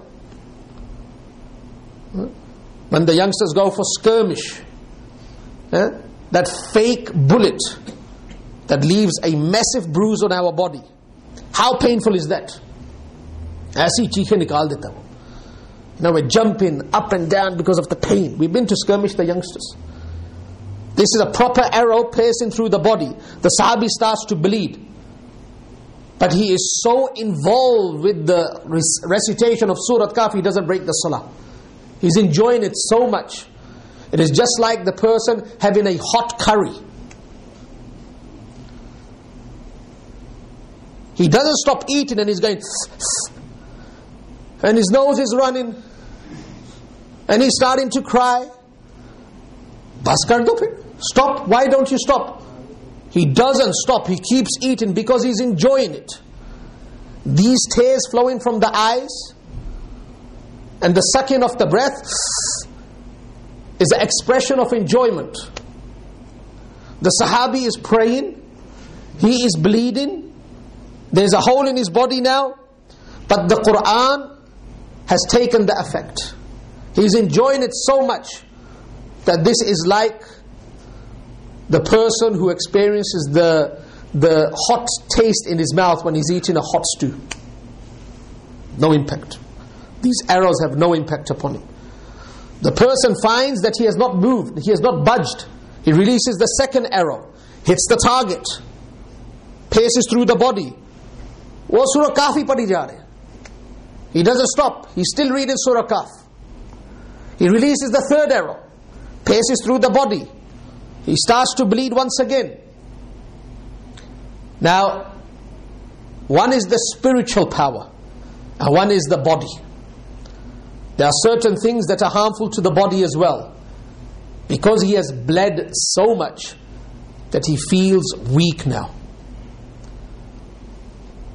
So he has to return back from that enjoyment of the Qur'an, because the Prophet of Allah has deputed him to protect the Sahaba. And he knows that if I remain in this state of recitation, I can endure the pain of the arrows, but there's a possibility that I may drop down because of physical weakness, not spiritual weakness, physical weakness. And this will give an opportunity to the enemies of Allah. So completing the salah abruptly, he wakes up the Sahabi and tells him that I would never complete my salah without the recitation, without the complete recitation of Surah Kahf. The only reason is I feared that I could not keep myself awake, conscious, because of physical weakness, and that's why I wake you up. Now this is a story we've read many a times and heard many a times, but how powerful is that story? Just place yourself in the shoes of that person for a split moment and visualize what a person has to go through to attain that connection with the Qur'an. So this Qur'an is miraculous. Now coming to the youngsters and to all the brothers that are here, the Qur'an, the topic is a topic that cannot be encompassed, cannot be completed, because there are so many dimensions to the Qur'an, so many different departments and faculties of the Qur'an. Why don't we make a solid niyyah, a solid intention, that our homes, and I use the word home because a Muslim lives in a home, not a house. Because a house is built with bricks and a home is built with hearts. And we live in homes. We respect our wife, the wife respects the husband, we have feeling for our children, we are worried about their tarbiyah, because every person dwelling in that house has one concern, that how can I please my Allah? The united feeling of pleasing Allah makes and transforms that house into a whole. Because our direction is one, our niyyat is one. Let our homes echo with the Qur'an. It is very sad to see the youngsters with the earphones listening to music. The trousers have dropped a bit below the waist, acting like a foolish person, a mad person. Let's resemble our Prophet, our role models, the Sahaba, completely, with pride, not with hard-heartedness, with pride. When the environment becomes tough upon us, we become tough Islamically, spiritually, not vocally. Shouting, screaming, expressing our rage and anger is not going to bring any change. When the environment becomes tough, hard, non-conducive, we become tough Islamically, spiritually. The home should echo with the Qur'an. Throw all the instruments that are disliked by Allah, the instruments of music. Because if we're going to listen to music, chant, we're not going to give time to the Qur'an. Throw it out. Ye mere Rasool ko pasand nahi. This is something that my Prophet does not like. Throw it out. That time that we spend in haram, we spend in the listening of the Qur'an, the reciting of the Qur'an. The more we listen to music, the more we drift away from our Creator. And it is the enjoyment of a few seconds. The more we give up and the more we recite, the more closer we become to our Allah. It is our home because we have one united niyyah. Allah ko razi karna. Have to please Allah. Don't go into the fine argument. This music is halal, that music is haram. At the end of the day, we are comparing music with Quran now. Forget about the fatwas and the rulings. This music is halal and this music is haram. I don't agree with that, but there's an argument floating. Give it all up. Whatever kind of music, it will not purify your heart. It will not repair the damage of your heart.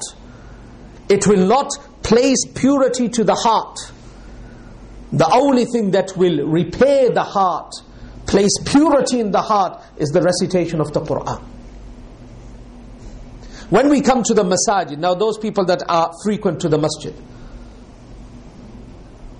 you remind me, I remind you. Let's not waste time now, all of us.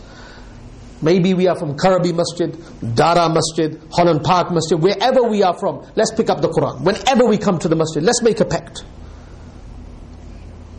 That whenever we sit in the mosque, no more talking now.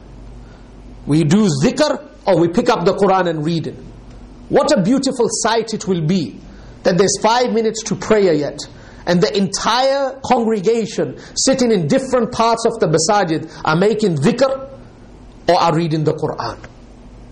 Let's start somewhere.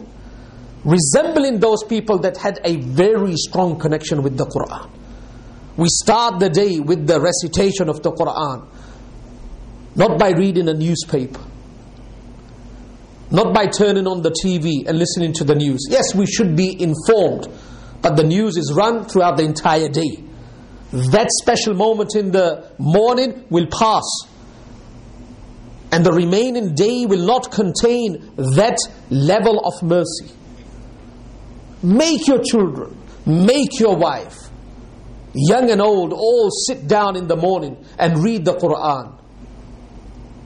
Clearly, slowly, distinctively, with pleasure, with pride, allowing this statement to echo in the mind, the statement of Hazrat Umar, هَذَا كَلَامُ رَبِّي. This should be in the mind. هَذَا كَلَامُ رَبِّي. Ye mera Rabb ka kalam hai. That this is the speech and the word of my Allah.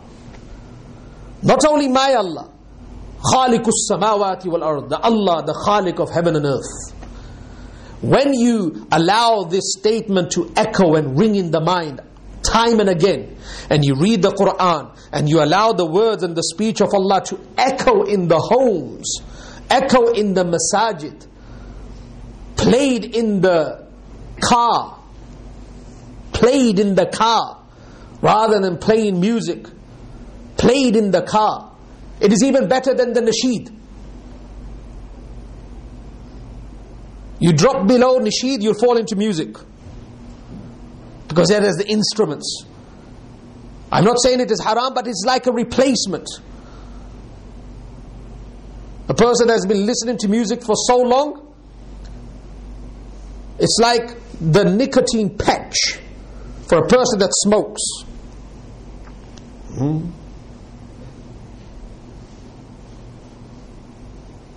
If we want to give up music, we have to give up everything that is similar to it. Once you've got control over yourself, then listen to the nasheed. Then listen to the nasheed. You haven't got that control. Now, many people, they say, we listen to nasheeds, and then a certain music comes to mind.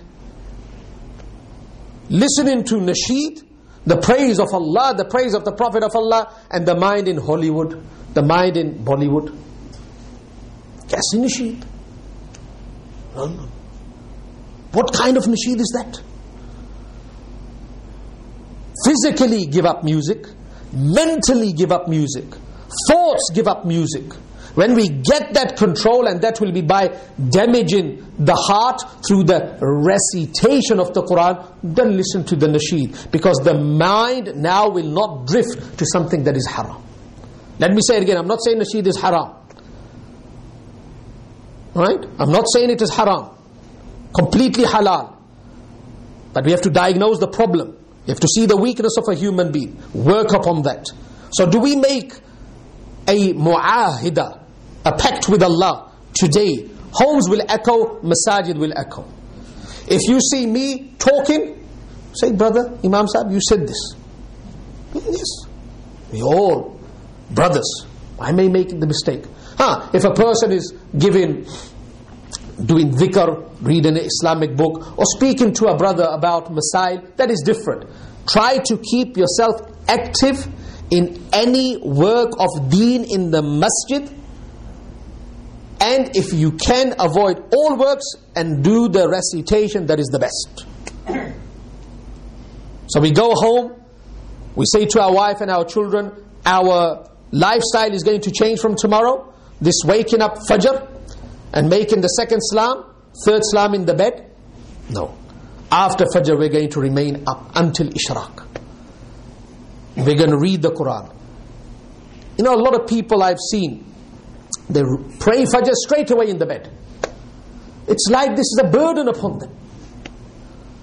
This kind of salah indeed will be accepted by Allah, but it does not show that this person is interested in the prayer. It is like a burden upon him. When a person enjoys, he has to be thrown out. I remember Eid al-Adha, Dreamwood. The gates were to close at 10 o'clock. They were pushing them out. Get out. They were pushing themselves in because they were enjoying it. When you enjoy something, you don't want to leave it. True. In the hospital, you don't want to stay there too long. Even if you go to visit a relative, after a few moments, La ba'sa tahur inshallah, and you're out. You don't want to be there. So some place that you enjoy. This kind of salah, assalamu alaikum wa rahmatullah. In the bed, dive into the bed. What kind of image is this? What kind of salah is this? That's why the Prophet of Allah said, a person that is a true believer, he in the masjid is like a fish in the water. You take out the fish out of the water, it can't live any longer. Our connection with deen, connection with the Quran, connection with the masjid is of that kind. And a munafiq, where the ahkamat of Allah have not entered the heart, have been enforced on the body. It's become a ritual. There's no emotional connection with that ibadat. No spiritual connection with that ibadat. It's a physical connection, physical connection, because my parents made me pray. Enforced on the body, not on the soul. The Prophet of Allah said, it's like a bird in the cage. You can keep that bird in the cage for 10 years, but when you open that door, instantly, without a pause, it flies away. I leave myself, all my brothers and sisters listening on that note. Let's try to make a change in our life for the better. And let's try to do this by placing the Quran as our Imam in every part of life, in every department of life. Inshallah we'll do that. Allah give us tawfiq. Subhanakallahumma wa bihamdika ashhadu an la ilaha illa anta astaghfiruka wa atubu ilayk.